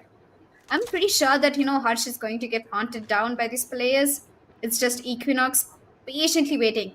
And a small sound can put Harsh in trouble. But he's smart enough to take Equinox down. Soulmates, he spots him out, takes him down. A very close round from Reckoning Esports, though, I should say. I think Harsh made most of the kills, Vivi. Oh, definitely. That was a beautiful, entry track coming in from Reddy. That was very swift, but Hope always there, taking care of his teammates, making those tracks happen. And Equinox over here, those skills coming in from him, he very calmly did that. That was also beautiful. I thought the round was just over there, but no, Harsh just had a different story to tell. He made sure he took down two more kills before the round ended, and that will just add up to the economy of his team. Yup. Well, I guess a part of winning the game is building up the economy, and I guess Astrix is very good at doing it. And Reckoning Esports, they have to get the best in this round since it's a full buy round for them. There's two players inside the site, although Equinox gets taken down. Smokey nevertheless also goes down. The site is free in the hands of Reckoning. The spike will be getting planted shortly, but Reckoning Esports Battle Up doesn't spot Smokey walking through the mid. Soulmate actually passes by him, although CZ gets taken down. It's a 2v5 situation, and Hoax is pretty much going to make the best out of his gun. Or maybe they can go for a save. I don't know. I think it's best that they try. I mean, Hoax has a Vandal, so I don't think you should put a Vandal into risk when it's a bonus round coming in for them. Soulmate, on the other hand, has a Spectre in his hand. I don't think he's gonna push. But Hoaxer is definitely trying. I think he'll be pushed by CT. Anyway, Harsh is standing very close. He gets taken down by Soulmate. Upgrades the gun. Goes for the save. A smart play. Deadly gets spotted out. Deadly gets taken down. A 2v2 and a beautiful save coming in from L-Streaks. It's a lost round for L-Streaks, but they made sure they upgrade their guns for free from Reckoning. Beautiful exit kills, baby. A beautiful exit kills indeed, and the moment we saw what happened in mid, Soulmate just passing by in front of Bad Love without getting spotted. I mean, the moment there was just 1 second delay between the moment he looked the other way, Bad Love looked the other way, and Soulmate passing. I mean, that was just so I lucky for know. Soulmate, which actually costed Harsh in the B main, because that's how he lost his gun. So, Yep. anyways, definitely a good round for Reckoning. They finally made a point for themselves on the scoreboard, and now we are through in the round number 4. Soulmate over here and Smokey, both of them just holding on to the A side. They know for the fact that there's some activity going on around here. They need to be careful. Again, I like how L-Streak players play together so that both of them are ready for a trade out coming in. And there we go. The ground is going to go begin, and Fixer is going to take down Z. Reckoning Esports, though, even after getting a pick, they're going to try and move to the other side. Mid is going to be in their control because Equinox is now going to go down. The Smokey is still being cautious, making sure he's checking all the angles that he can. And now all of them are towards side B. I just love how they take side A, they got a kill, and then they just moved into the other side. They made a swift execution in here as well, Tanvi. Yes. I think they're making the best of L-Streak's distractions and the way how L-Streak takes the first kill and pushes into the bomb sites. I think that's what Reckoning Esports is being smart about. They're just waiting for L-Streaks to push, and that's what exactly Pixel did. Waited for Smokia to show up in his crosshair. Definitely takes the kill down. It's a 2v5 situation. L-Streak has just one player left. That is Smokia. Oh, that's actually Soulmate. I think he got disconnected. And he gets taken down by Rio quickly. That's a 2-2. Reckoning Esports quickly bringing back the lead into their hands. And I believe we will be taking a timeout, or maybe Soulmates connected back.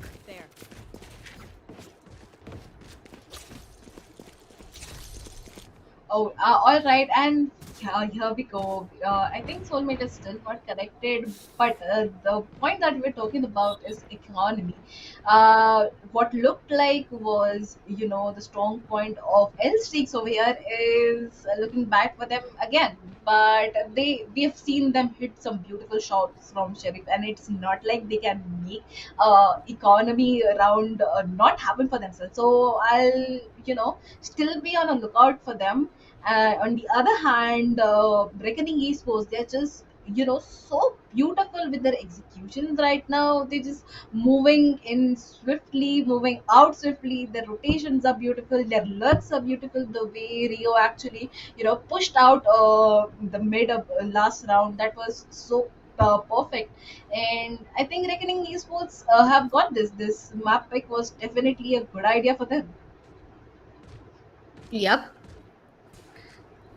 And on the other hand, all I want to say to Reckoning Esports is that they have to put their best play out here, Vivi. Because Reckoning, they choose this map, they wanted to show their best, they got the attacking side, and so far they're doing the best they can. Bad Love getting that entry over towards A-bomb side, which means they will be getting the plant within no time. On the other hand, Allsticks is going in for a push through shot. That is Soulmate with the judge in his hand. It's an eco round for Allsticks, so I'm not expecting much, or actually a half by round. If there is only one way that this round can turn into the hands of Allsticks, that is a strong backstab. But since Chamber's trap is already backside, I mean, like over towards the backstab, I don't think there's a way that, any of them could push on the backstab without getting noticed. And there comes a beautiful double kill from Bad Love.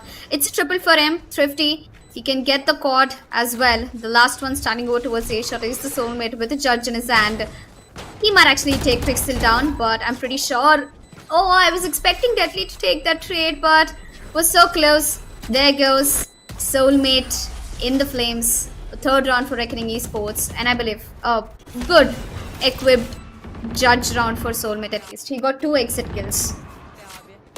Oh, definitely. I mean, all that patience with the judge in his hands did pay off. He got those 2 frags, the exits. I mean, breaking the economy of your enemy when you can't get that round is all you can do. And he somehow managed to, put a dent on the economy. Not much, because they have got a pretty good buy, and definitely a good buy next round as well. On the other hand, buy round finally for L Street, and let's see what do they make out of it. Ooh, early art coming in from both the ways. This is going to be interesting.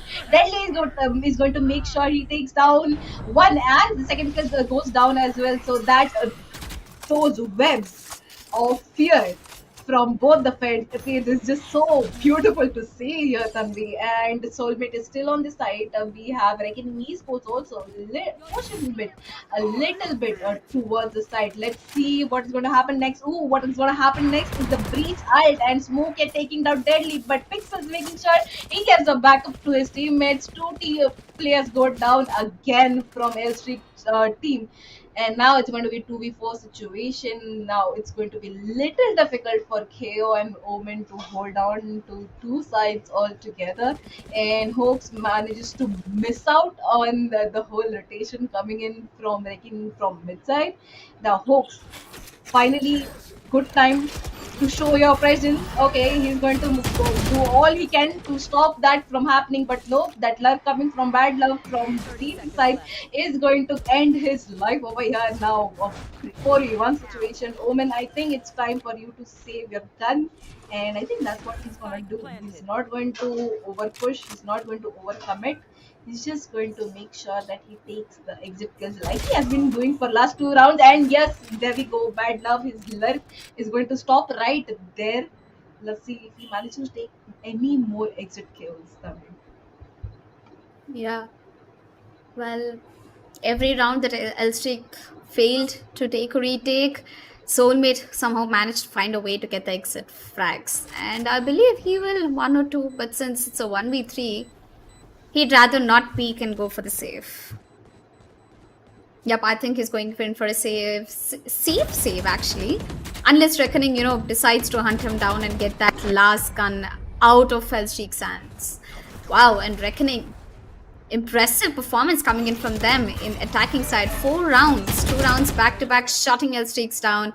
And Hellstreaks looks like their retake setup is currently not working. Oh, definitely. Not just their retake, but also their hold on the side looks pretty loose right now, is what I would say. Because we saw we had Fade and we had a Chamber and we had a Omen, all three of them together on the A side, but those they couldn't actually stop the push that was coming in from Reckoning Esports. And if you see the pattern, Reckoning Esports, even though they just go in and take the kills in the beginning of the round, they just don't commit right away. That's what we have learned from the pattern. But at least that's what's going to happen this round. Hope's all alone on the side. He has to make sure he stops the opponents from coming in.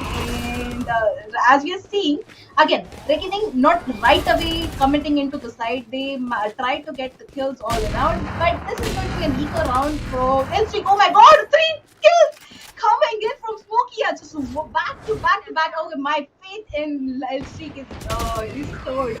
Oh, that was beautiful coming in from Smokia, but Harsh and Rio just going in, taking both the players down from Elstreak. Now it's all up to Smokia and his ultimate to take a 1v2 situation from Reckoning Esports' hand. Let's see if he managed to make that happen, because one bullet, one dream, Tanvi. Yeah. Yes. I mean, this is the chance that Smokia can make the best of himself, and he definitely is managing to do. Just one bullet left in his ultimate. All he has to do is find the Fade, get the pick, drops down, gives the sound away. Fade's very close. Rio, will he get a shot? No, Rio connects the first shot, and there you go. Smokia goes down. Reckoning Esports with a beautiful performance. I think they completely wiped out Elstreaks off the server. Oh, good shot. Smokia tried his level best to get most of his kills. I think it was his ace. It was a quad kill for Smokia. He could have got the last kill, but again, Rio had the better aim, I guess. Rio just saw him a pixel second before Smokia did. Definitely. And finally, a much needed timeout coming in from Elstreak's side. This is the time where Coach Blue is going to take care of his teammates and tell them that what is actually messing up in their rounds. Like we discussed this, Tanvi. Reckoning Esports, they have a strategy. They are playing with a pattern, and Elstreak just doesn't seem to be able to put a stop to it. Yeah. I mean, at this, what shall I say? Like a thunderbolt win streak coming in from Reckoning back to back, 4 rounds.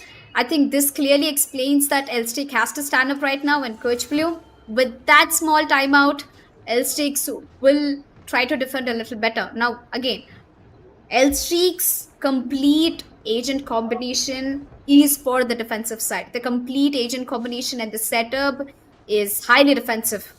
If Reckoning is still finding a way to get through them, that means Reckoning is learning the game of Elstreaks very well. Now it's just until few rounds we get to see the first half and scores. Bad Love gets spotted out. Won't be able to use his operator since he has to step back. Soulmate on a very cheeky position. If he gets spotted out by Fade, it's going to be a huge trouble. Again, we've got an operator coming in from Smokey as well. I'm expecting better frags this time for Elstreak. Alright, and a slow beginning to the round. Reckoning Esports seem to be calculating their move coming into the round number 8. They have had a good winning streak of previous few rounds, and they're not ready to give it up. So we still have Elstreak, beautifully holding on to their sides. They're not over rotating. They're not pushing anywhere. They're just making sure they get all the info that they can before they commit or make their next move. And the next move is going to be made from Reckoning Esports side, because I think this is going to be a push towards a B, And Smokey over here comes in, gets the first kill, but Harsh over here is going to make sure he trades it off. Deadly over here, he's marked by Fade's abilities, but is going to be traded out right on time. Soulmate Equinox just making it difficult for Reckoning to put the spike down, and all alone, Bad Love won't be able to do much because Soulmate is going to end his life right there. Finally, a round for LG that. Timeout seems to have helped them out somehow, Tanvi. Yep. Well, I guess that 30 seconds of timeout helped Elstreaks recheck the decisions they are taking, recheck whatever setups that they are presenting in the previous rounds. Right now, Reckoning Esports has to take a rain check before they push on to either of the bomb sites. 5-3 is the scoreline. Elstreak is going to be starting off again. Elstreak, Smokia coming with an op. Misses the shot on towards Deadly, but that was a nice bait and a quick TP coming in from Smokia. Smart play, misses the shot. But don't worry, none of the bodies have been dropped. But I guess it has to be really difficult. But Deadly just lights in front of CZ, puts a bullet in his head. It's Equinox who has to make all the difference. A beautiful double kill. Makes the job for Elstreaks. Beautiful hold and a beautiful play. A 4v2 situation right now going in the hands of Elstreaks. A 3v1 all in for the chamber inside the market. He gets a double kill, but will he get the third one? Nope. Before he even points at Bad Love, Smokia will shut Bad Love down, taking it to a 6th round for Reckoning Esports right now. Definitely a beautiful round again. That time what was all Elstreak needed to get their heads together, and they finally managed to take 2 rounds in a row. Bad Love trying his best to put his team in the map, but it's just not happening. And again, a timeout coming in from Reckoning Esports this time. I think it's just a little talk from your coach who's just watching your game and your enemy's game at the same time is what the players need when they have no hope left. And when you lose rounds in a streak in a row, your confidence definitely takes a hit that way. Yeah. But I hope that Reckoning Esports, they managed to put everything in place at least till the end of the first half.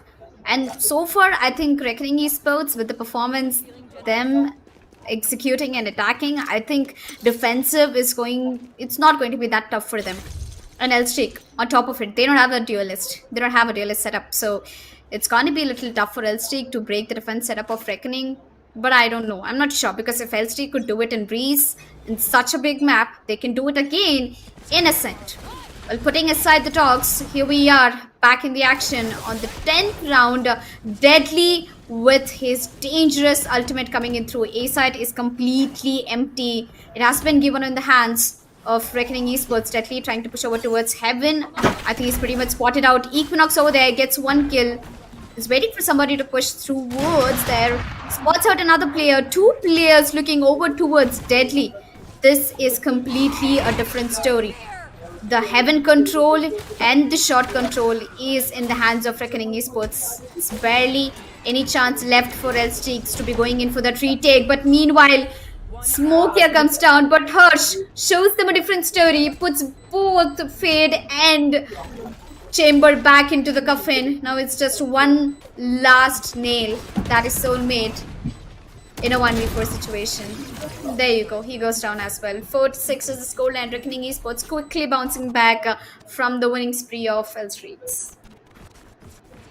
Definitely a beautiful hold, and this is what you was actually you watching from Reckoning Esports. They were struggling with post plant positions in the last map, but this map, Ascent, a beautiful game coming in from them. Even with the way they are executing the rounds, the way they are holding on post plants, it's just beautiful to watch. Reckoning so coordinated. On the other hand. Oh, there we go. Round number 10 is in the start and Fade goes down right in the beginning. Rio managed to take down Smokey as well. Now Hooks is all alone on B side. He's asking for help from his teammates. There a rotation comes in, but as we know, Reckoning, they do not, even if they get the kills in the beginning, they do not just go ahead and blindly execute. They wait and strategize their entry into the site, and let's see how they're going to work around this time. This is exactly what we are talking about. As soon as the rotation comes in from the defender's side, Reckoning make sure to rotate the same time they execute on this other opposite side, and that's what is happening right now. A side is up for grabs, and Reckoning Esports is not going to make any delay in taking the side in the clutches, post plan positions, post plan setups. They're all in on their side. Yep. Once again, a smooth plant on the side coming in from Reckoning Esports. And all SG has to do, I guess, is wait and save for the next round. Although Equinox is trying to show off his head, gets completely destroyed by Deadly 10 over there. 2v5 situation. I think it's best that L6 goes for the save. And they barely even have guns. I think it's just Hoax with the Spectre. Oh, not a Spectre, the Vandal in his hand. Not expecting much of retake, but exit kills definitely should work. But meanwhile, Rio, he definitely puts Hoax back down. It's Soulmate with a shotgun in his hand is trying to follow steps. Spots one out, but immediately gets taken down. 7-4 is the scoreline. One last round before we switch down to the second half.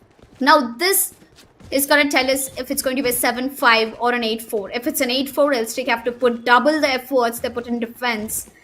In the attacking, they have to give their best, and since Elstrick does not have a duelist, it already lessens the chance of them having a better gameplay in the attacking side. So it's all about them getting this round. If they get this round on the defense, 7-5 is the score line. Moving on towards the attacking, if they get the pistol round, 7-7, the score is equalized. Oh, definitely. And there we go. We will have some horns coming in from Rio in the beginning itself for some information. They're going to get some information, but we're going to have a trade out in the beginning itself. Smokey over here being very cheeky, pushing through the smoke. And is that going to work for him? Is the question over here. The smoke disappears. That push did not come. Rio and his teammates were aware that Smokia could be very well making this cheeky moves, and Smokia just not being able to do anything to hold on to the side. The hope over here though, and Equinox coming right on time to take down 3 players, but it's going to be a 1-in-1 situation between Pixels and Equinox being the better player gets the kill on Pixels and revives his teammate as well, and that is going to be end of side one. So first part of the match, we saw a lot lacking from Elstreak, and Reckoning just taking the opportunity and making the best out of it. But Elstreak the last round, Reckoning somewhere lost the intensity that they were playing the previous rounds with. It just felt like they were not trying as hard in the last round. Yeah, I definitely could feel that. But again, Elstreaks, I think they were just a little bit distracted on the defense. When they started, losing the winning streak, they just felt like they were not in the zone. But again, with that last round, I think they'll have a good start for the attacking side. All 4 of the players trying to take a push on towards A-bomb side while it's Deadly 10 waiting for them to arrive. They've given out all of the sound. But look at the gameplay. CZ has already taken the B main's control and he's just waiting. He's trying to jiggle pick all the 4 players in the mid. They can either choose to go mid to B or A. They're slowly trying to take the control of A shot and market. What is Elstreaks exactly trying to do over here? Slowly, they take the control of the market. They're pushing up Bad Luck. This poor soul has no idea what's about to happen. It's Harsh and Bad Luck, both of them over towards the bomb side. Bad Luck gets 1, Harsh gets 1. Bad Luck gets a double. Equinox immediately going in for the trade, but Deadly shows up, gives a surprise.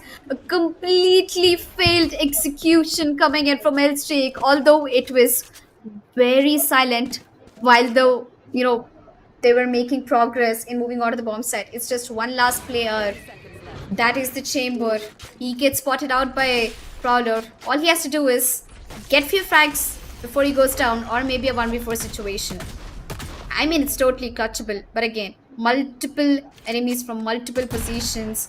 Pixel takes a wide open, Smokey gets one, gets immediately traded by Deadly, and there goes Reckoning Esports with a well executed defensive setup. Definitely. I mean, with the team that was actually playing with the double sentinels, double initiators, and a controller, couldn't hold on to their sides as well as Team Reckoning Esports is doing just with a single sentinel on their side. But the fact that their players are so versatile and the rotations are so beautiful, they are so well coordinated this time around. It's just so commendable, and that's what is just working out very well for them, Tanvi. Yep. And Vivi, according to you, what is going wrong from LCS? Like, why aren't they able to pick up the rounds? They have a very strong setup with, handful of abilities. Oh, I think their utilities are not being able to do as much as impact as the attackers. I mean, I'm talking about the previous half, of course. That's just what was happening. Their abilities were the same, and they were just not as impactful as the attackers. But this time around, let's see if that's going to work out for L Streak, because the Fade couldn't do much as a defender, but this time, see.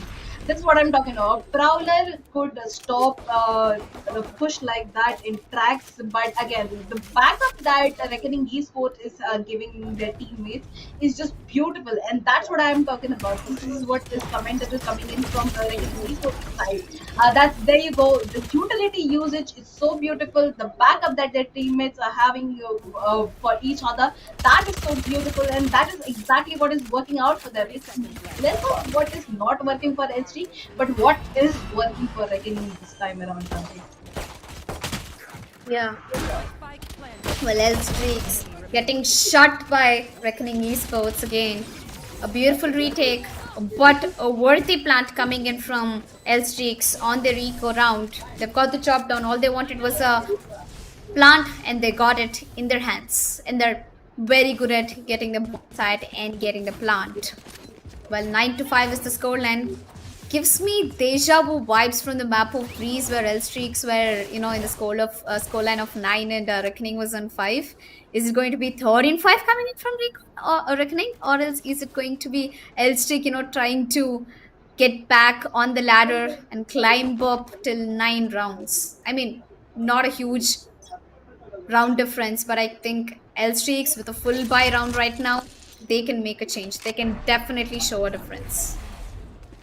Oh, definitely. And you see that push coming in from Reckoning Esports is going to be very interesting to watch. And I think Soulmate has no idea that there is a player just pushing in right behind him. And now he knows that he's lost his teammate over here. But is he going to lose that duel? No, he is not. Deadly gets taken down. But that's what we're talking about. Reckoning Esports, they got each other's back. Harsh makes sure he pushes right on time, doesn't manage to take down the kill, but he's going to keep a soulmate on his toes for a while now. And there we go, a beginning over there. Bad love, he and his teammate Pixel, the making a beautiful crossfire, going to end the L streak's journey to the side right there. The spike is down, and soulmate is all the way towards B main. So it's going to be 1v3 situation for him, and he's down to 72 points of health with no smokes in his hands. So let's see how he's trying to make that happen. The crossfire continues. He's got that on both sides. He makes sure to take bad love from one angle. That hold is not going to work. The Rio actually switches for. Oh my god! So many execute coming in from his so beautiful Yes. Rio. Fast. He was fast. He just got soulmate, or otherwise he could have just made that happen that way. Yep. I mean, he was I almost thought that Soulmate had it in his hands, but that was a bad TP coming in from him. Lack of intel again from Soulmate. Well, all I can say is Rio, a smart play. He did not give any sound. He kept holding that position since the beginning of the round. And Soulmate, he absolutely had it in his hands. And again, unfortunately, Elstrick losing their full buy round, it's going to put them on a force buy round again. So they don't have any economy to work with. They don't have any guns to fight against Reckoning Esports. Their only hope is Spectres right now. And if Reckoning picks up the 11th round, then we are definitely going in for the Decider map. And of course, I want to see Decider's map coming in from L3 and Reckoning. Well, it's Reckoning pick, Ascent. I'm not surprised by the performance of Reckoning.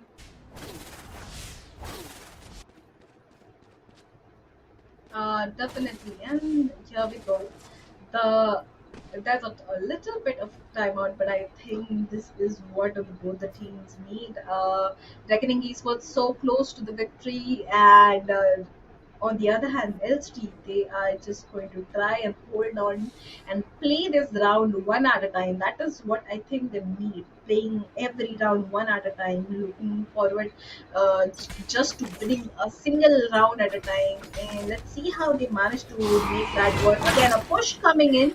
See, this is what you're talking about. The map control, it's completely in hands of Reckoning Esports. They just wouldn't let L-Streak step into any part of the map without them knowing, and which is working out very very well for them, because in the end of the timer on the, like at the end, uh, LST has nothing to do, but you just have to, panic push towards one side. They have, the loss. Okay, there we go. Deadly takedown. First kill, and he's going to stop Smokia from entering as well. Pixel managed to take down Soulmate, but Equinox over here managed to take down Pixel. And CZ also coming in for his teammates. He's going to take down Deadly. Now it's going to be 2-3 situation. They don't have much to work out with a Spectre and a Sheriff. Now Equinox is equipped with the Vandal as well. So this is very much doable with the type of gameplay that SG has shown to us in the past. But let's see how well Reckoning Esports are going to do this retake. Oh, there we go. Equinox flashed out, taken down TV. All alone takes down Bad Love, but that's all he's going to be able to do, because Harsh is going to end his story, take the round as well for his team. So it's going to be 11-5 score for Reckoning Esports, and get closer and closer to seeing the same type of scoreboard we saw in Breeze Sunday. Yes, I guess it is, after all, the deja vu vibes hitting me off, Vivi. I'm pretty sure you're feeling the same.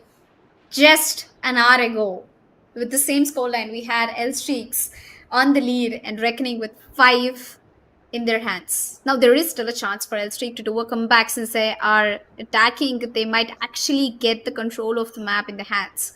A timeout coming in from Coach Blue. I'm sure Coach Blue will take the right decision for the team. And if L Streak keeps picking off the rounds from now, they might have a chance to go to an overtime and win this map. But again, the chances are very less because they don't have a duelist, and it's the attacking.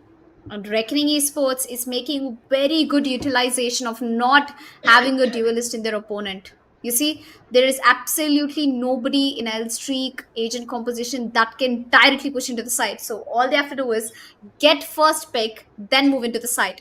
Without getting a pick, it's hard for them to push into the site. At this point, L Streaks is making it a pick and play game. Definitely, and those picks are so difficult to get when you have the kind of aggression that Reckoning Eastwood has, because every round you see, every time L Streak tries to ambush towards one side, Reckoning has at least 2 players pushing in towards the main or the short, and they're just executing all of this very beautifully. Right now, Harsh trying to get some information. He knows for the fact that the push might just come towards the mid, and the team is still well coordinated, no rotations. The people who are watching A are still on A. The teammates watching B are still on B, just a little more alert. Smokia tries to be a little sneaky, trying to come in towards the CT side, but we have Harsh putting out concussions, putting out flashes, delaying the push as much as he can, and now it's going to be all up to a duel between both of these guys. Again, a flash just going to delay what is going to happen next, and on the other hand, Bad Love and Pixel managed to take down Soulmate and Hoax. Mokia manages to take down one player, but that is not going to be enough, or will it be? Because they have managed to put down the spike. Now they have to work on their post plant position, and this is what we're talking about, Yeah. the map control. Fate gets the kill on one. Smokey managed to take down Delhi as well. So finally, things are looking well for L Street Tanvi. Yes, things are falling in place for L Streaks. A beautiful round execution coming in from them, and Harsh and Rio, on the other hand, have to go for a save right now. Beautiful round. I think this is the start where L Streak is going to make the best of their comebacks. But again, Harsh is standing. He's waiting to get those picks. He's waiting for the exit frags. Will he get one? Yup, he definitely takes one before the round ends. 6-11 is the score line. We have Reckoning Esports on the double digit and 1 round away from match point.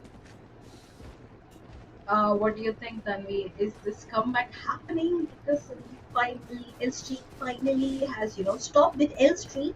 They have managed to win one round, and things might just look good for them ahead. Yep.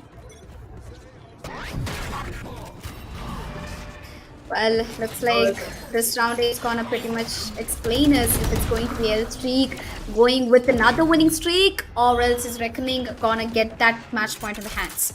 And honestly, once again, L Streaks got the bomb site on their hands. All Reckoning has to do is just wait and watch, and Smokey managed to completely whiff all the shots. Equinox gets one kill, immediately heals himself. Not a good decision for Equinox to peek, but still manages to dust it. 7 bullets. This man has no fear. L Streak slowly losing player after the player. It has come down to the trade game where it is a 1v1 situation between Bad Love. I'm very anxious about this round. He doesn't know the position of Soulmate. Bad Love, he doesn't have time. He has to get down to the bomb site quickly. Drops down, gives the sound away. Bad Love is gonna tap on the bomb, and Soulmate is gonna take his soul away. That is so L Streaks putting a beautiful round again over there. And Reckoning Esports, oh my god, did you see how Smokey missed 2 shots? I mean, I wanted to bang my table so badly at that point. Oh, definitely. I'm pretty sure Smokia must be doing that, because that could have given them such an edge. In fact, the fact that they don't have very great economy, they could have just built up on it very early. If Smokia would have gotten both of those kills early, but anyways, a win is a win. They have managed to get a early kill on the a round on their side, and again a early kill on this. This push is not working anymore for Reckoning Esports. I think L Streak has noticed it, and they are actually countering it very well right now. And there we go. Rio over here is also trying to push in towards aim inside. L Streak very well aware of the fact, and this time all of them are actually going to go in together, create the crossfires that Reckoning Esports were creating for them previously. Yep. Well, at this point, the silence is giving me goosebumps. 7-11 is the score. Once again, L Streak is managing to get the bomb side, but Reckoning Esports, Bad Love, a better headshot put in the head of Hoax. 7-11, 4 versus 4 situation. The spikes, I think, heading over towards the A bomb side. They already have the shot control. It's going to be Soulmate who's trying to get the first pick off. TPs into the bomb site. Bad Love gets another one. A double kill for him. The smoke's been tossed off. I think the plan's going to be happening shortly. But we've got the ultimate coming in from Chambers. Mokia, 3 people on heaven. He's just gonna watch one after the other jump over. Bad Love with a triple kill. A quad kill. Will he get the last one in? That's coming in for Bad Love, putting it out for the match point in the favor of Reckoning Esports. This round was purely in the hands of Bad Love and how he managed to get one trade after the other. Definitely a beast himself. He's managed to get an ace for himself. That was really beautiful, and I just hated how Smokey, he had such a perfect opportunity again, and the game is just giving him opportunities after opportunities. He was not spotted in the beginning. He just lost sight. He managed to take only one kill when he could have easily gotten three, and that has definitely costed dearly to his team. We are on the score line of 7-12.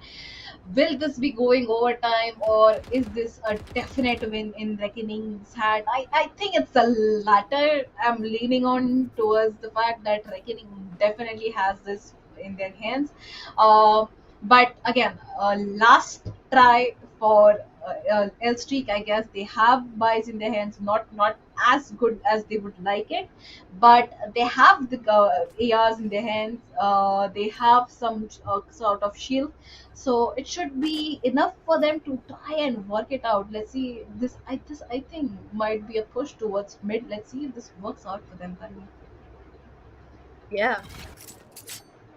Well, it's ride or die for L Streaks right now if they want the map of Ascent in the hands.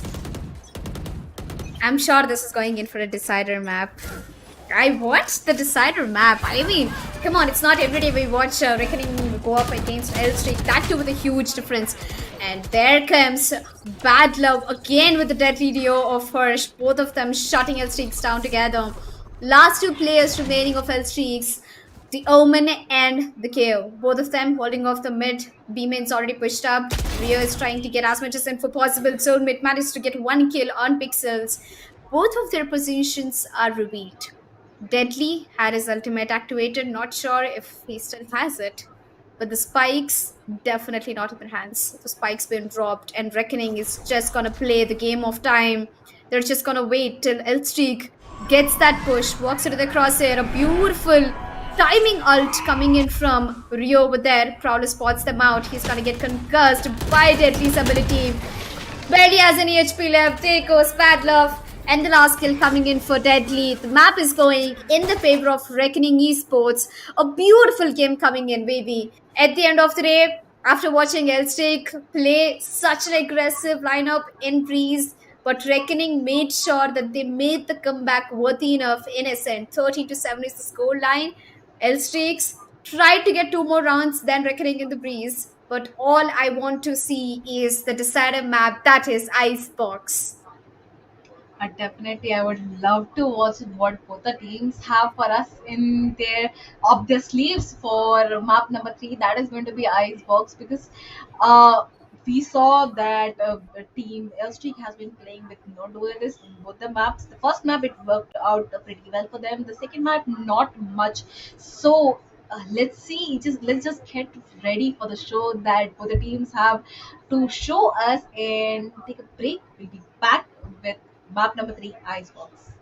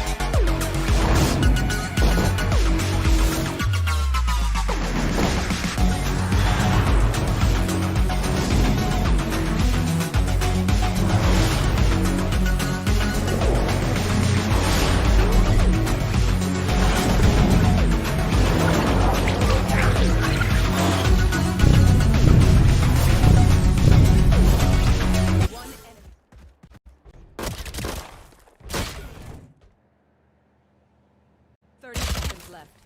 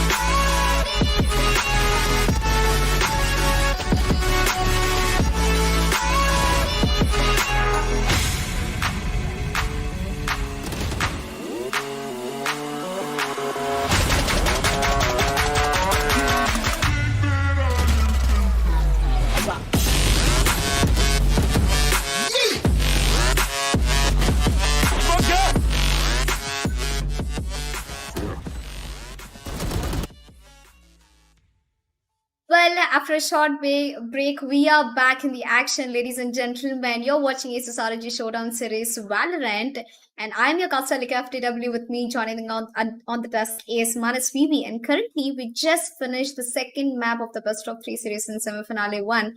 That is L Streaks going up against Reckoning Esports. First map, L Streak completely shut Reckoning Esports down, and the second map, Reckoning definitely made sure they took revenge against them, which means that the story is going to eventually lead us to the third map.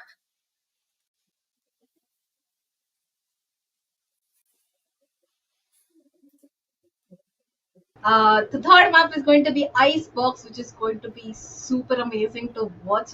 We were actually waiting for a decider map to happen, and that is what is happening. Alika, we are being given the look at the Icebox, and here we go, the map-wise scoreboard of Ascent that was actually dominated, well dominated by Bad Love with that ace, with those beautiful shots that us hitting. He definitely was on fire in Ascent, Dhanvi.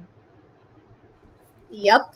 Well, Ascent was definitely a surprise for me, but not that much of a surprise since Reckoning Esports already chose the map of Ascent. They wanted this and they made sure they get the best on this map. And I guess we'll be moving on to player versus player in this map.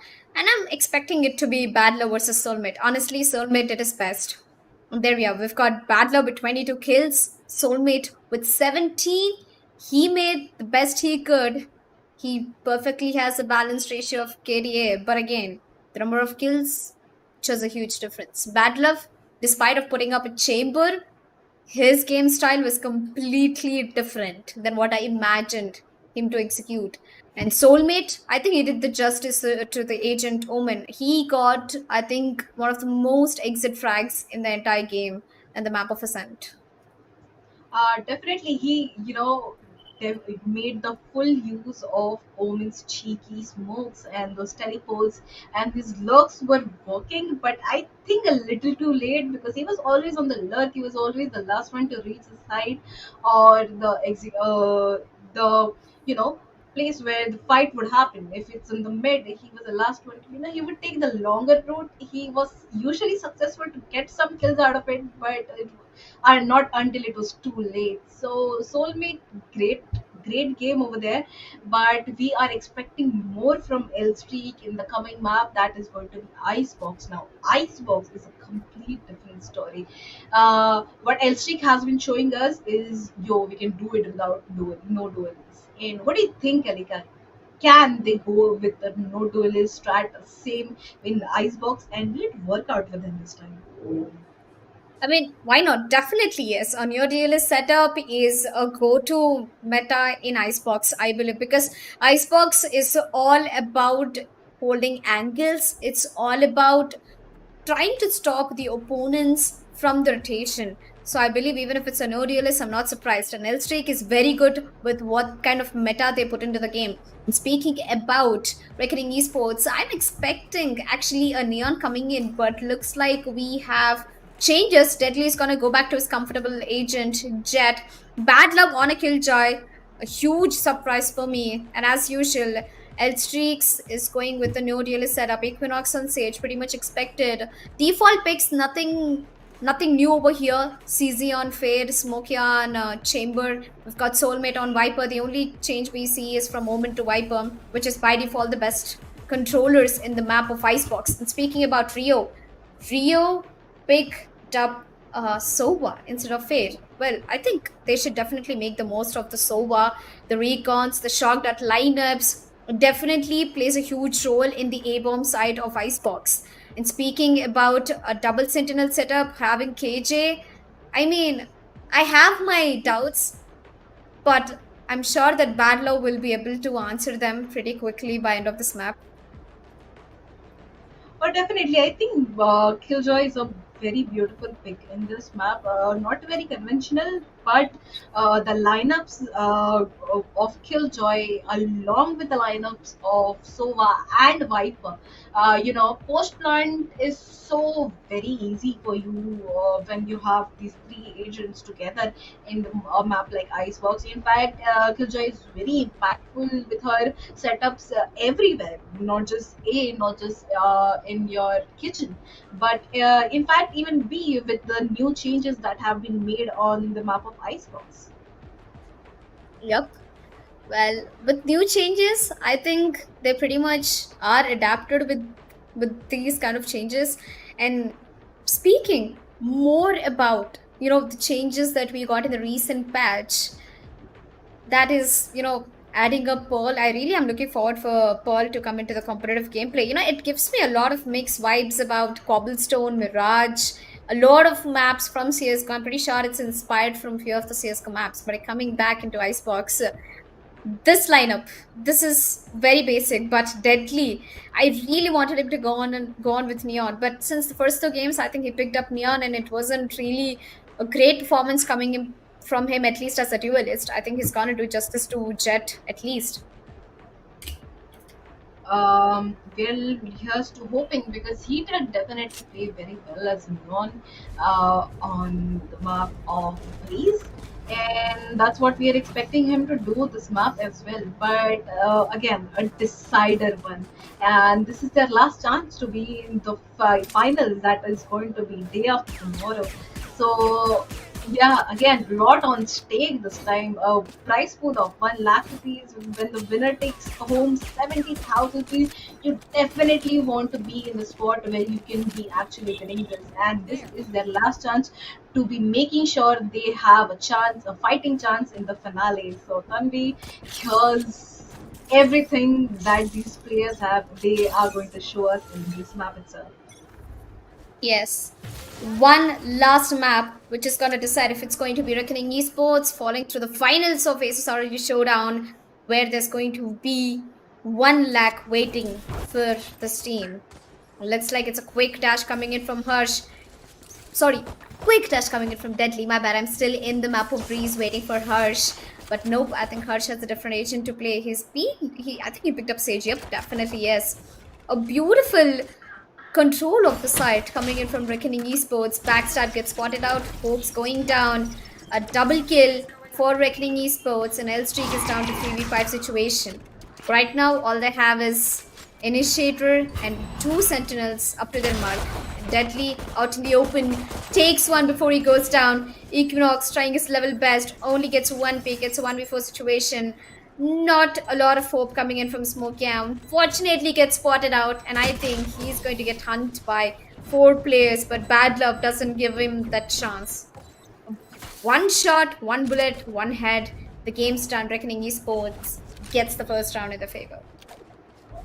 Oh, definitely, and that was a beautiful execute. That round ended pretty swiftly and quickly, and Bad Love and Deadly, both of them, being a very deadly combo, making L pay, very hard. But again, L I think haven't won the pistol rounds in even Breeze or in the map of Ascent. So something that they are used to adapting to.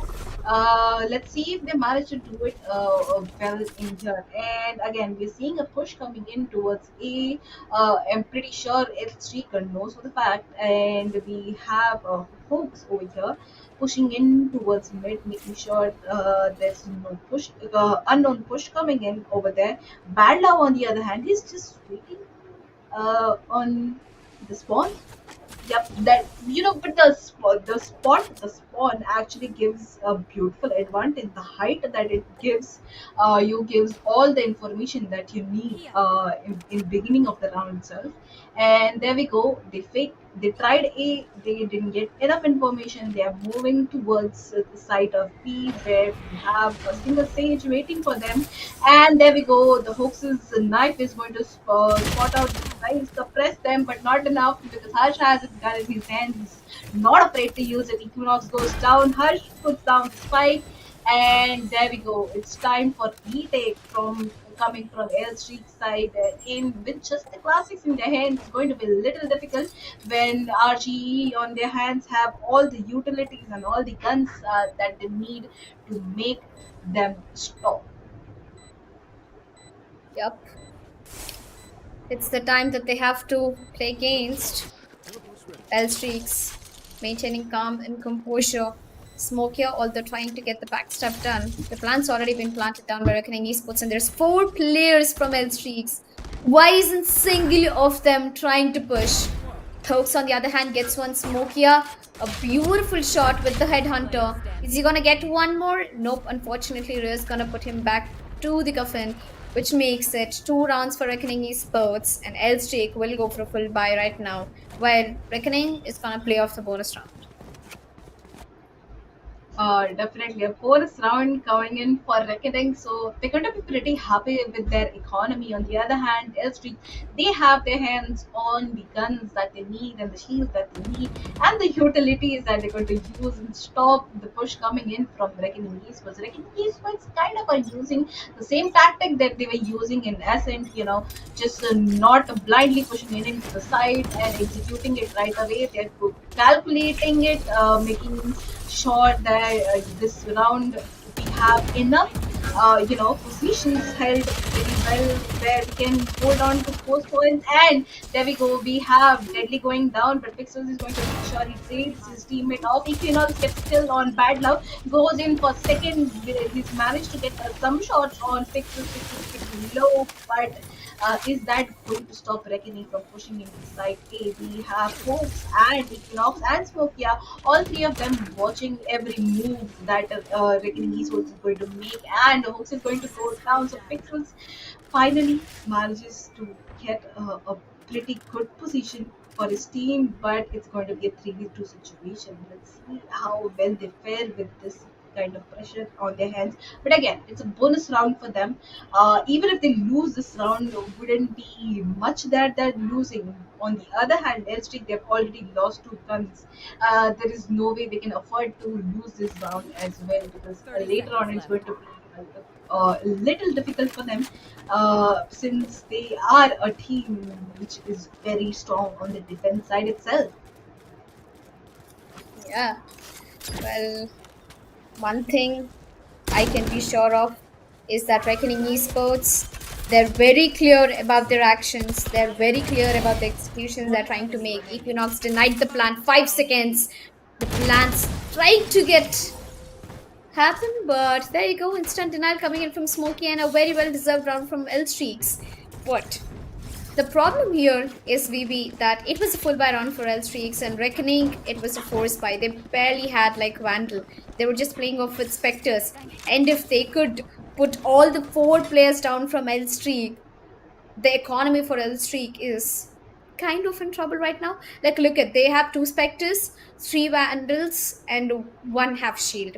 Well, on the other hand, Reckoning, by getting those frags in the last round, I think they pretty much have a full buy in their hands right now. Yep, they have buy. I would say it's full buy, but it's comfortable enough to get them the entry frags that they need. And again, it's going to be an ambush towards A. We have Hush trying to get some information early on. There comes Hope's knife that is going to suppress these guys for a while. And actually, all of them are going to get spotted. So, rotation coming in from L Street is would be a smart move. But again, Viper, he pushed on a lot. He knows for the fact that the whole team is towards A and might just be rotating anytime. But the Spectre in his hands, it's not much he can do from a far angle. So he needs to wait until they push towards him. And I think Batav has already managed to spot him out. Will he be able to take him down as well? Soulmate is still trying to be cheeky, trying to get some information over there. But it's going to be a mid push, and let's see if it's going to be successful. Viper wall goes up, and we're going to spot out a Deadly, and Deadly goes down. Harsh, though, is going to go over there, trade off his teammate, revive his teammate as well. But Equinox over here may manage to take down Pixels, but Deadly just making it very, very difficult for L Streak to be on their legs. just knocking him out the map, right and left. And now we have 1v4 situation. Smokia all alone. But nope, not for long. Deadly make sure he joins his teammates out of the map, and there we go. Round number 4 in favor of Reckoning Esport as well. Yep. Reckoning Esports picking the pace up in the map of Icebox. Well, attacking is definitely in their favor, but I want to know how well they do in defensive side.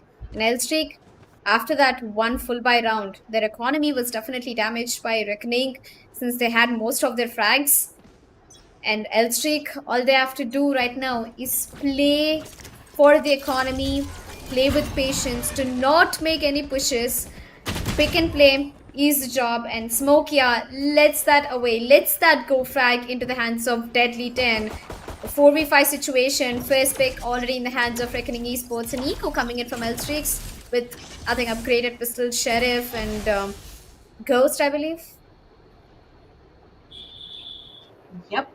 And there we have it again.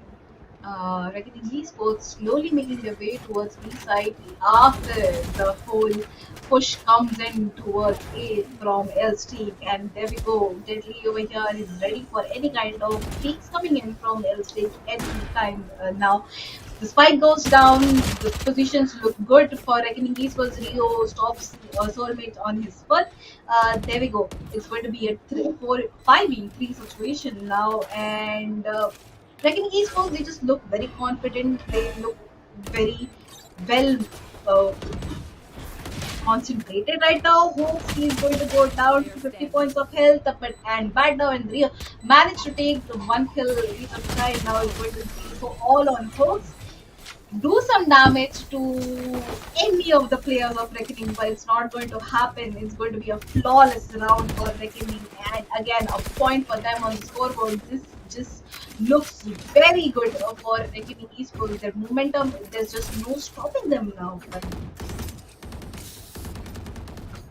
Yeah. 1-4 is the score. Reckoning Esports bouncing back, picking the pace up, as I told you. And I guess there's nothing that, Reckoning Esports will get distracted. But L-Streak, there is a very good chance that they can, start stopping Reckoning Esports from entering into either of the bomb sites. All they have to do is just wait, hold. Smokia keeps pushing. It's the second time he's pushing in the last 2 rounds. And Smokia, if he goes for that peek in mid, if he gives the frag away to Sage, Reckoning is gonna have an advantage clearly. I mean, even with the Killjoy, they're making the best of what they can. Not having a chamber is again a huge disadvantage for Reckoning, but despite of not having a chamber, they're still doing better. Smokia is trying to go for a peek, gets spotted out, immediately TPs out. A smart decision by him. A rotation has been called in for Reckoning Esports. Everyone's shifting over towards the A-bomb side, but there's a twist over here. That is Viper's ultimate coming in through.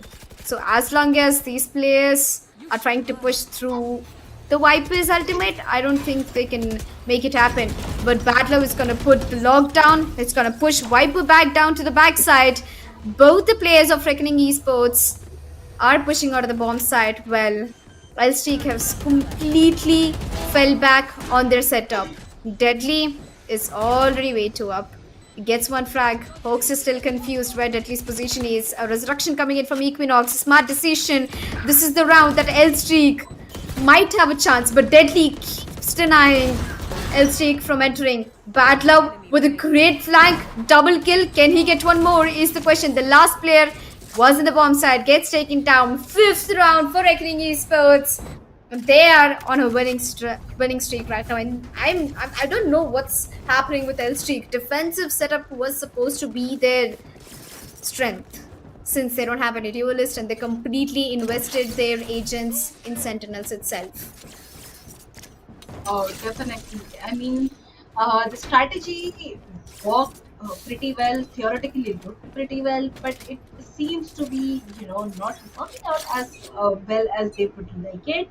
And again, a chamber as a sentinel, you just have one trap which could help, stop the push coming in towards the side, and with no damage. Ooh, Smokia just blinked, and he just saw the death in his face. He moved back and managed to get a kill on Deadly, so that is going to be a huge benefit for the team L Streak. But Bad Love over there makes sure he takes a kill, and that is going to be soulmate knocked out. So no more smokes for team L Streak, which is going to be making a little very difficult for them to be retaking this round. And I think, yep, this is going to be a successful execute as well. So let's see if SG is going to attempt a retake.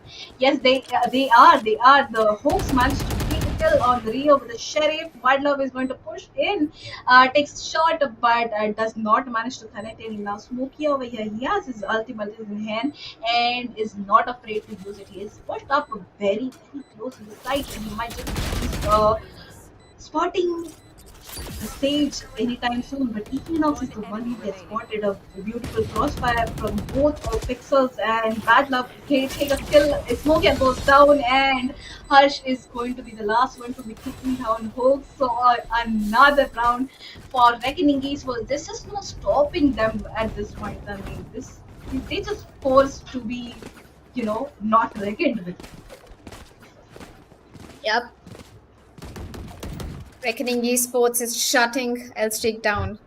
Well, I guess it is the L streak for defenders.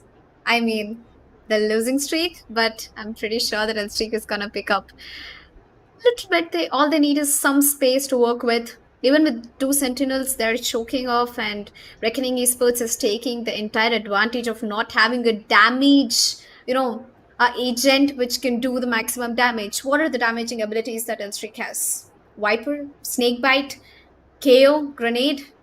I can only see only those abilities, and that too, they're not being utilized in a complete manner by Elstreaks. And speaking about Reckoning, they've got Soap, Shock Darts with Thunderbolt coming in through. They've got Killjoy with the turret and Snakebite. They have three agents, and they are doing the maximum damage even in the post plant positions. They have three agents which they can play off on a lineup. Killjoy's Grenade, Shock Dart lineups, Viper Snakebite. So post plant retake is going to be a huge impossible mission for Elstreak, but at least they can stop Reckoning Esports from entering the bomb site. And exactly, and I think that we have, failed to do so far. Now we only have 1 point for them on the scoreboard, and on the other hand, we have 6 points for Reckoning Esports, and just are not being stopped. They are on they have caught on such a beautiful momentum, which is very difficult for LST to stop at this point. So let's see what is LST's move is going to be. Actually, Smokey is going to push in very deep into A, trying to get some kills, but nope, that's not going to happen. Deadly is the one who's going to spot him out early and take him down. So it's a man advantage for Reckoning, which they are actually going to be very using very, very beautifully. Again, there we go. Deadly just pushing in deeper into side A, and there's a rotation coming in from L Street again, but not this time. Not everybody is coming from C. Now we have some people on flank. That is going to be the Viper and the Fade. Let's see how that turns out with L Street. There we go. Deadly manages to take down two players again. Triple for him, and Soulmate he takes down Bad Love. So again, this flank is working out for them, but how long? Let's see. Fade managed to take down Pixel, so it's going to be a 2v2 situation. This flank definitely worked out for Elstreak, and since they were not doing it more often, this is not what Reckoning was expecting. The plant hasn't still happened, and it's happening as we talk. The ult coming in from Fade, it's going to stop Elstreak for a while, but let's see if Reckoning Esports is going to keep up with him. He's all alone, and he's just going to be taken down. It's just deleted. Harsh beautifully holds on to the side. That execute was very well taken care of, but Yep. the backstab aspect was just missing a little bit. Tanvi, they could have easily avoided those two kills from happening. Yep. Well, I think Reckoning Esports completely dodged off all the abilities of Elstreak and managed to get that site very well. And I believe CZ held it for a long time. He tried stopping Reckoning from entering the bomb side, but again, the man advantage coming in from Reckoning side just blew CZ away. It's a 1-7 score, and Reckoning Esports look like, I don't know what they did in the break. I don't know what Godspeed put into these heads, but they are completely showcasing a different level of confidence against L Streaks. Like, look at Rio. Peaks, confidently gets the shot, puts the bullet in Smokey's head, definitely wins the round. I mean, wins the kill at least. I'm sure that, Reckoning Esports will be able to pull off this round in the hands. Well, on the other hand, all I want to say to Alstreak is that their push is not being timed very well, I believe. And Harsh is making all the advantage, gets a double kill, tries for a third one, but his teammates already has his back. 8 rounds for Reckoning Esports and 1 for L-Streak. L-Streak definitely has to stand back up. Their defense is getting very weak. I hope that they at least end up on an 8-4 scoreline in the first half so that they can have a chance of doing comeback in the attacking side. Well, their attacking lineup surely seems like an impossible task for me because they don't have a duelist. Again, now the fact that they have already proved us once that duelist is not really necessary, but maybe in the case of Icebox, maybe the fact that they have Killjoy, Sage, and Viper, 3 of them acting as sentinels in Reckoning Esports can be a very tough job when they're in defense. Elstreak might not be able to actually push them. Bad luck. What a beautiful bait coming in through. Gets 1 kill, gets immediately traded by Soulmate, but don't worry, it's a 4v4 situation. Chamber will get healed immediately. The site is already in the hands of Reckoning Esports. CZ's backside, nobody knows. The planter will get taken down shortly. Trigger discipline, all that matters, and he's definitely making good use of it. Beautiful patience coming in from Fade, but here we go. Soulmate also takes down Deadly. Now, this is finally looking good for L-Streak. We just have a Sova and Viper that they need to take care of, and there comes the Hunter's Fury. Let's see if it manages to take anyone down, but it does not give any hit to L-Streak, but instead just gives off his position. Now he has to take care of the plant and 4 players who are just waiting to hunt him down. Now, Viper and Chamber, both of them are low on health, so this might be just a very well, be a clutch, but no. Fade is going to make that impossible. He's just going to put a single bullet in Rio's head, and that is going to be a round finally for L-Streak. Their losing streak has finally stopped, Tanvi, and I think it's a good time for Godspeed to take a time out because breaking the momentum has been broken, and they wouldn't want the L streak to be gaining or building up on that. Yep. I think LC can turn around the map into their favor if they capitalize well on their economy as well as the abilities they have. They have handful of abilities again. Sage, Chamber, KO, the knife, the ultimate coming in from KO is the strongest ultimate that I can watch in the agent composition of both the teams. In Reckoning Esports, they're planning, they're executing very well. The push, they're holding off angles, they're waiting for L-Streak to push, and L-Streak is succeeding in pushing every round and giving the first pick away to Reckoning Esports. So I think L-Streak has to play patiently. They have to wait till Reckoning Esports walks into the bomb site. They have to wait till they plant. You see, the last round, CZ waited till the spike got planted, and that's how he took the chance to kill the planter down and had 1 more kill in his hands.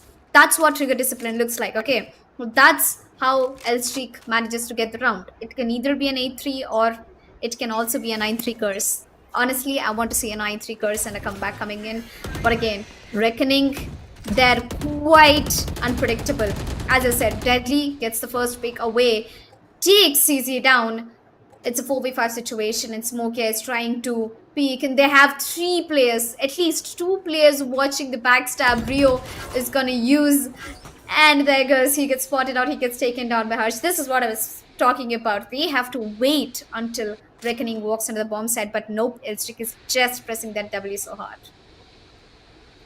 Too hard, I think, and that has actually been punished very well by Reckoning. And in fact, the fact that he, just going ahead and taking those duels very confidently, uh, is just helping them out over here. And again, I think this is going to be an execute towards it. They're just not afraid of the fact that there's a whole huge Viper pit in front of them. They just know for the fact that Bad Love has his ult and it's going to push away the Viper sooner or later. And Hoax goes down again. This is going to be a very tough situation for Elstreak to be coming out of. There we go. Deadly takes down Soulmate. The Viper pit is going to go down. And we have Mr. Harsh finally planting the spike. Now, let's see if our Sage over here, the sole player alive from LC, is he going to just go ahead and try it out and frag it out? Let's see, it's going to be 1v5 situation. Okay, first one down, four more to go. I am rooting for Equinox. Let's make this happen, Equinox. He's got second one, who gives a little bit of damage, but nope, his journey is going to end because Deadly is going to kicking him out of this round. And again, a 9-2 score for Reckoning. Last round in this half. The last round. Let's see if they make it the curse number or it's just going to be Reckoning pressing the W's and getting the W's again. Yep. 9-2 is the scoreline. One last round before we switch down to the second half, and I'm definitely expecting Elstrick to win this round, so it can be a 9-3. I mean, 9-3 curse? Is that still applied for Reckoning? As long as I remember, Reckoning has that curse, and Elstrick definitely is desperate to get rounds. They've put such a wonderful performance in the map of Breeze, an aggressive performance, but they failed to do it in Icebox and Ascent, of course. The spikes getting planted down. Elstrick gave the site away for free. It's a 4v4 retake. It's easy on the score, and Hoax, he just has to wait for his teammates to arrive. Everyone's in the plane. Reckoning Esports being aggressive as usual. Deadly finds one kill. Hoax immediately taking the trade away. Beautiful flash coming through. Managed to get a second one, but no Pixel gonna take him down through the flash. Soulmate is down to very low HP, and so is Equinox. Equinox managed to get a double kill. A tap on the spike. Pixel versus Soulmate it is. Pixel wins, takes Soulmate down. It's 10 rounds for Reckoning Esports. Just 2 rounds away from the match point and 3 rounds away from winning the semi-finale, stealing that win away from Elstreaks and moving to the grand finale of ASUS ROG Showdown. Definitely a beautiful composure maintained by Reckoning Esports over there. They just going for those W's, and I'm just loving the way that they are composed and they are coordinated right now. So very well played, Reckoning, so far. Let's see what do we have from Elstreak side now this time, because it's always interesting to see how a team with no duelist tries to get their entries. They definitely have their Fade in there, and they also have K on their side. So they have the flashes, they have all the info that they need. But do they have enough gunpowder in their heavies? Oh my god! Wow, we just saw a beautiful shot coming in over there, and Mr. Chet is going to go dashing back to the side because that was a good shot coming in from Reckoning Esports. Now, LST, it's time for them to shine. Let's see if they manage to take the side. Control. Oh, there we go. The KO and Viper have been knocked down to minimum points of health. Jet is also low, so it's going to be a very difficult situation for L-Street to be pushing into the same side. Let's see if they're actually working over rotating, or are they just, they just invested a lot of utilities on this side. Let's see if they're just going to be holding on to the side, or are they going to be rotating. I think they're going to be holding on. On the other hand, reckons half the players have already rotated, so this might just work out for them. Yup. Well, L-Streaks, they have 5-man in the server. One gets taken down. That is deadly. Once again, taking the initiative of putting down frags for his team. A 4v4 situation for L-Streaks. It's the post plant. It's the magic that they have to play. CZ managed to get one. Soulmate immediately getting another one. Rio taking the trades off 2v2 situation. Trade game at the best coming in from Reckoning Esports. 5 HP in the hands. Equinox, the double classic.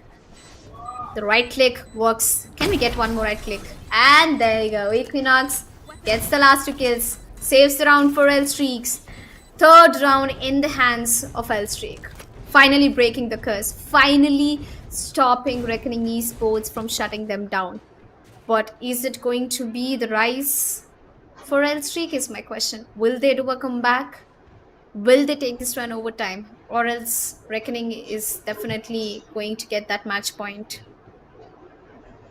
Oh, definitely. I mean, Reckoning is so close to victory, they can almost, smell it at this point.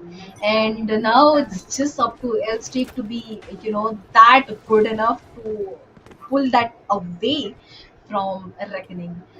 Let's see now. They finally have Goodbye in their hands. Smokey over there with a Vandal in his hands, completely, you know, deserted from his team. He's just all alone. He's trying to get all the information that he needs. And what are we seeing? He's going to be a stack towards A. Smokey knows for the fact that his team needs him, and it's going to be an execute successful. Kills after kills, Smokey managed to get a one on Bad Love as well. Pixels low on his HP. Now it's going to be a push from Hope and Viper towards him, and yep, there we go. Pixels goes down. It's going to be a 5v1 situation. I think this might be a flawless round finally for L-Streak, because we have seen 3 flawless rounds coming in from Reckoning, not one from L-Streak. This might be just like this might be a point of return for L-Streak. Yup. I mean, Rio is definitely gonna try not to make it a flawless round. And no, I guess that's not gonna work for Rio. There goes L-Streaks finally putting up the better performance in the attacking side. 4 rounds in the hands, and of course flawless round coming in, as VV said. But what matters is this round, VV. It's a full buy round coming in for Reckoning, and I believe that L-Streaks will be playing off it as a bonus round. Only one Vandal coming in from Smokia. Smokey has to be really careful about the choices he's making. I guess he can still go for a full buy next round. That's why he picked up a Vandal in this round. If L-Streak gets this round, there is a chance for them of actually making a comeback against Reckoning. But Reckoning, it's their full buy round. I'm sure they wouldn't want to go things south. Oh, definitely. Smokey actually had a Vandal since last round, and which is why I was worried about it, because investing so much in the second round where you could easily be losing it could be very difficult. And there we go. There is nobody guarding towards kitchen. We are seeing a push coming in towards kitchen. Rio over here managed trying to keep as much of hold of mid as he could, but totally unaware of the fact that there's enemy on the brink. Oh, there we go. They have been alerted of the fact that there's enemy in the side. And there we go. Pixel manages to take Soulmate and Smokey just with one spray. A beautiful, beautiful game coming from him. But is this plant going to happen? The wall has broken. So the safety cover that the wall made for SD is kind of, hanging by a thin thread. They managed to put the spike down. Now it's all up to them to be building the post plant, which they haven't been able to do very well. As we can see, Battler manages to take Equinox, Rio manages to take CZ, Harsh manages to take Hooks, and that's going to be a round for Reckoning. This is what we are talking about, Tanvi. The post plant for LST is just not happening, and if it's happening, it's not happening very well. I think they need to work a little bit more on it. Yep. They have to work more. But at this point, I believe Reckoning Esports already has the win in their hands. 1 round away from match point. But we still cannot give up the hopes, as L-Streak has a full buy this round. It was a bonus anyway. The last round. Reckoning Esports, full buy. They're ready to make this happen. They're ready to get the match point in the hands, while Elstreak will be choking off a little bit on their gameplay. They are pushing over towards mid. Equinox gets tagged a little bit, but they're trying to take control of the tube. Equinox manages to get the control, but this turret very close by. If Equinox gets spotted out, there will be an alert sent out to Reckoning Esports. Oaks, on the other hand, he takes a wide peek, tries to push. Battle already gets Equinox. Pixel takes down Smokia. Beautiful execution over there coming in from Reckoning Esports. A beautiful hold, I should definitely say. I want Equinox. There was a turret, and it was not the best option for them to push. Once again, Bad Love gets another kill. A double kill in their hands. It's just KO and the Fade, a 2v4 situation. Due to the Viper's snake bite, Fade will be losing few HP.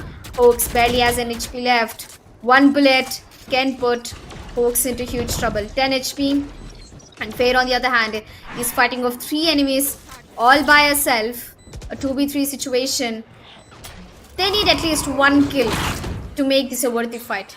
And I'm pretty sure that Elstreaks will be able to get one, but nope, Reckoning Esports is going to shut them down. The spikes getting diffused. Reckoning Esports with the match point in the hands.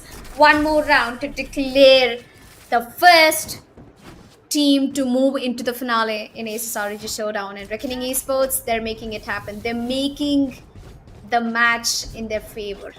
And it's working completely for them. 4-12 is the score.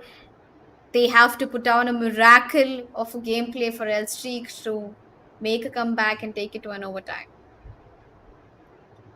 Definitely. And final timeout, I think, from Coach Blue's side.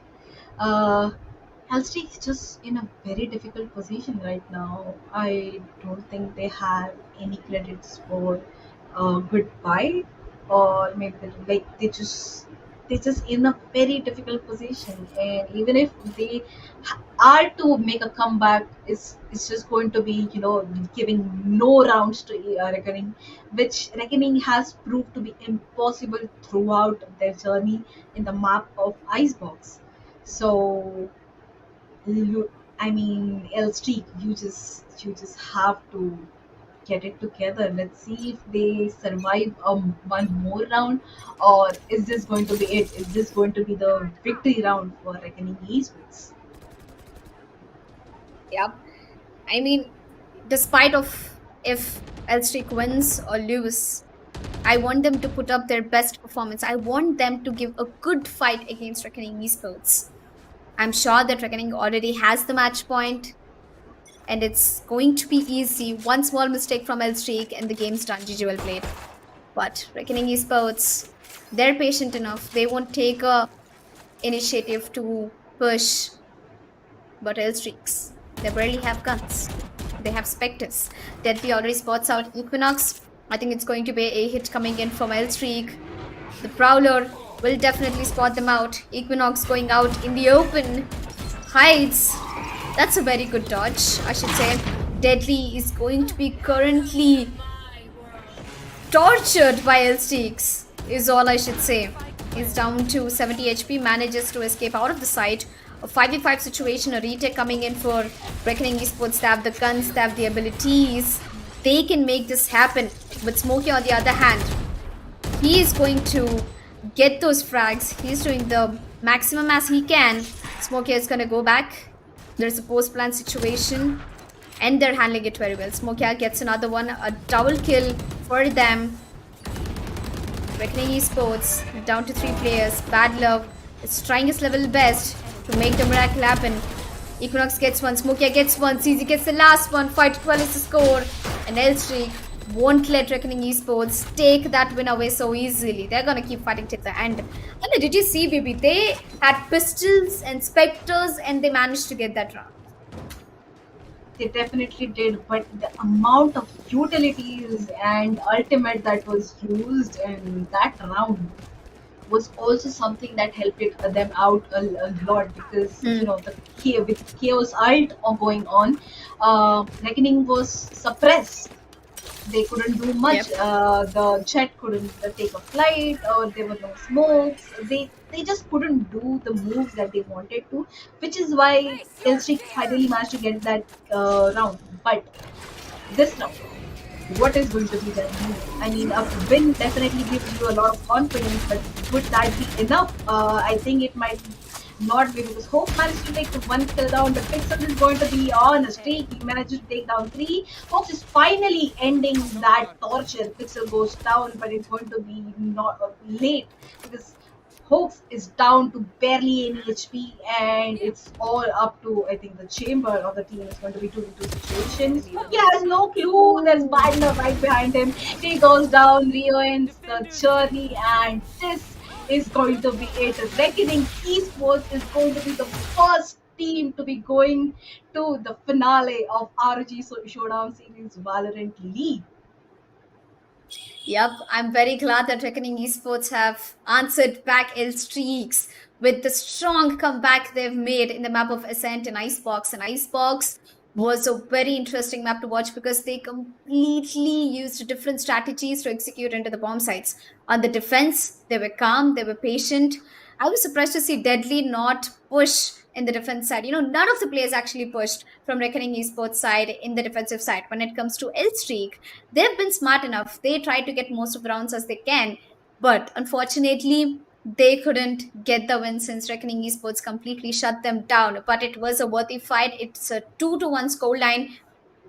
They started off on a good note, L streak, with the first map going into the favor. It was completely a one-sided game, if you ask me. 13-5 in the map of Breeze, and I don't know what happened in Ascent.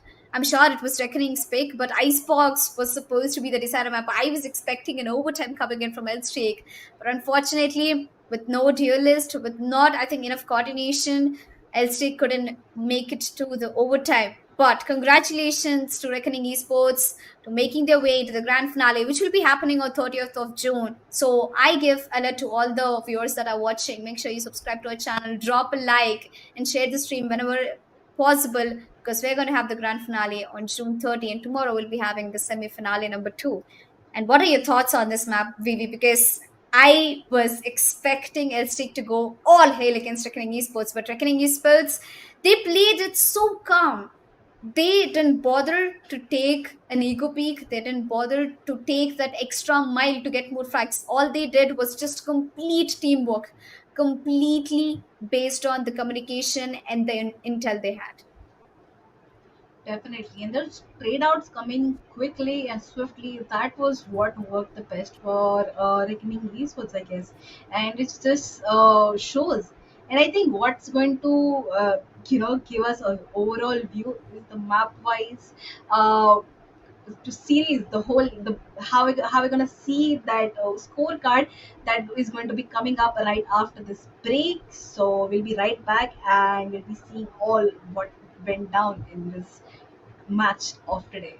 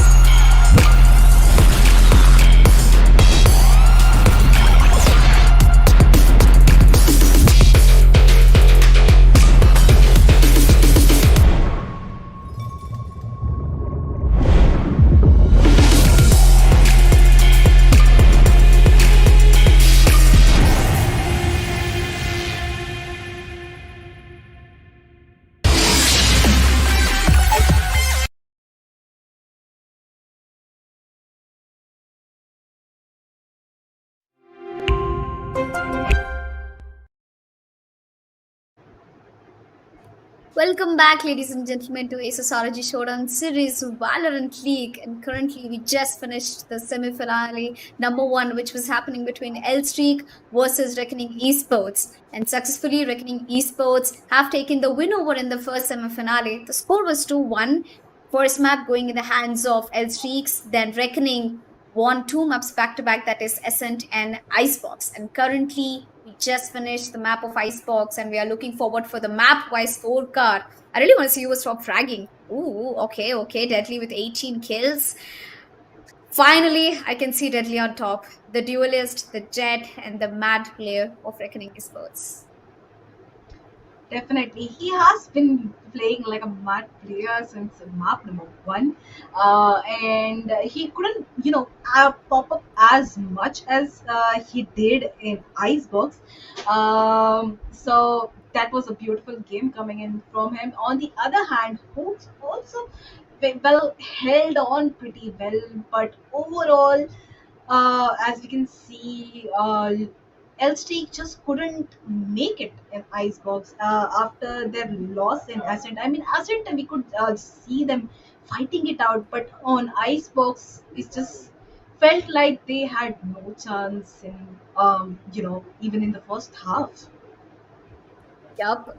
Well, Elstreak, the first half was quite difficult for them. They fought so hard, but the first half score was 10-2, and they couldn't carry the winning streak into the second half. Well, Reckoning Esports definitely did. It's Deadly 10 versus VL Hoax. Well, Hoax was playing KO, and he did the best. He got 10 kills. And 18 coming in from Deadly. Finally, he gets the MVP of the third map. 11 deaths, 5 assists, and a perfectly balanced kill death ratio of 1.64. Looks like Deadly, after all, finally stood up for his team in the last map. Oh, definitely. And you know what would be interesting? I want to actually see who is the top scorer of the whole match today, because we saw everyone play good in every map, because there was Bad Love who popped off in Ascent, then we saw just Deadly just go on Bizarre in Icebox.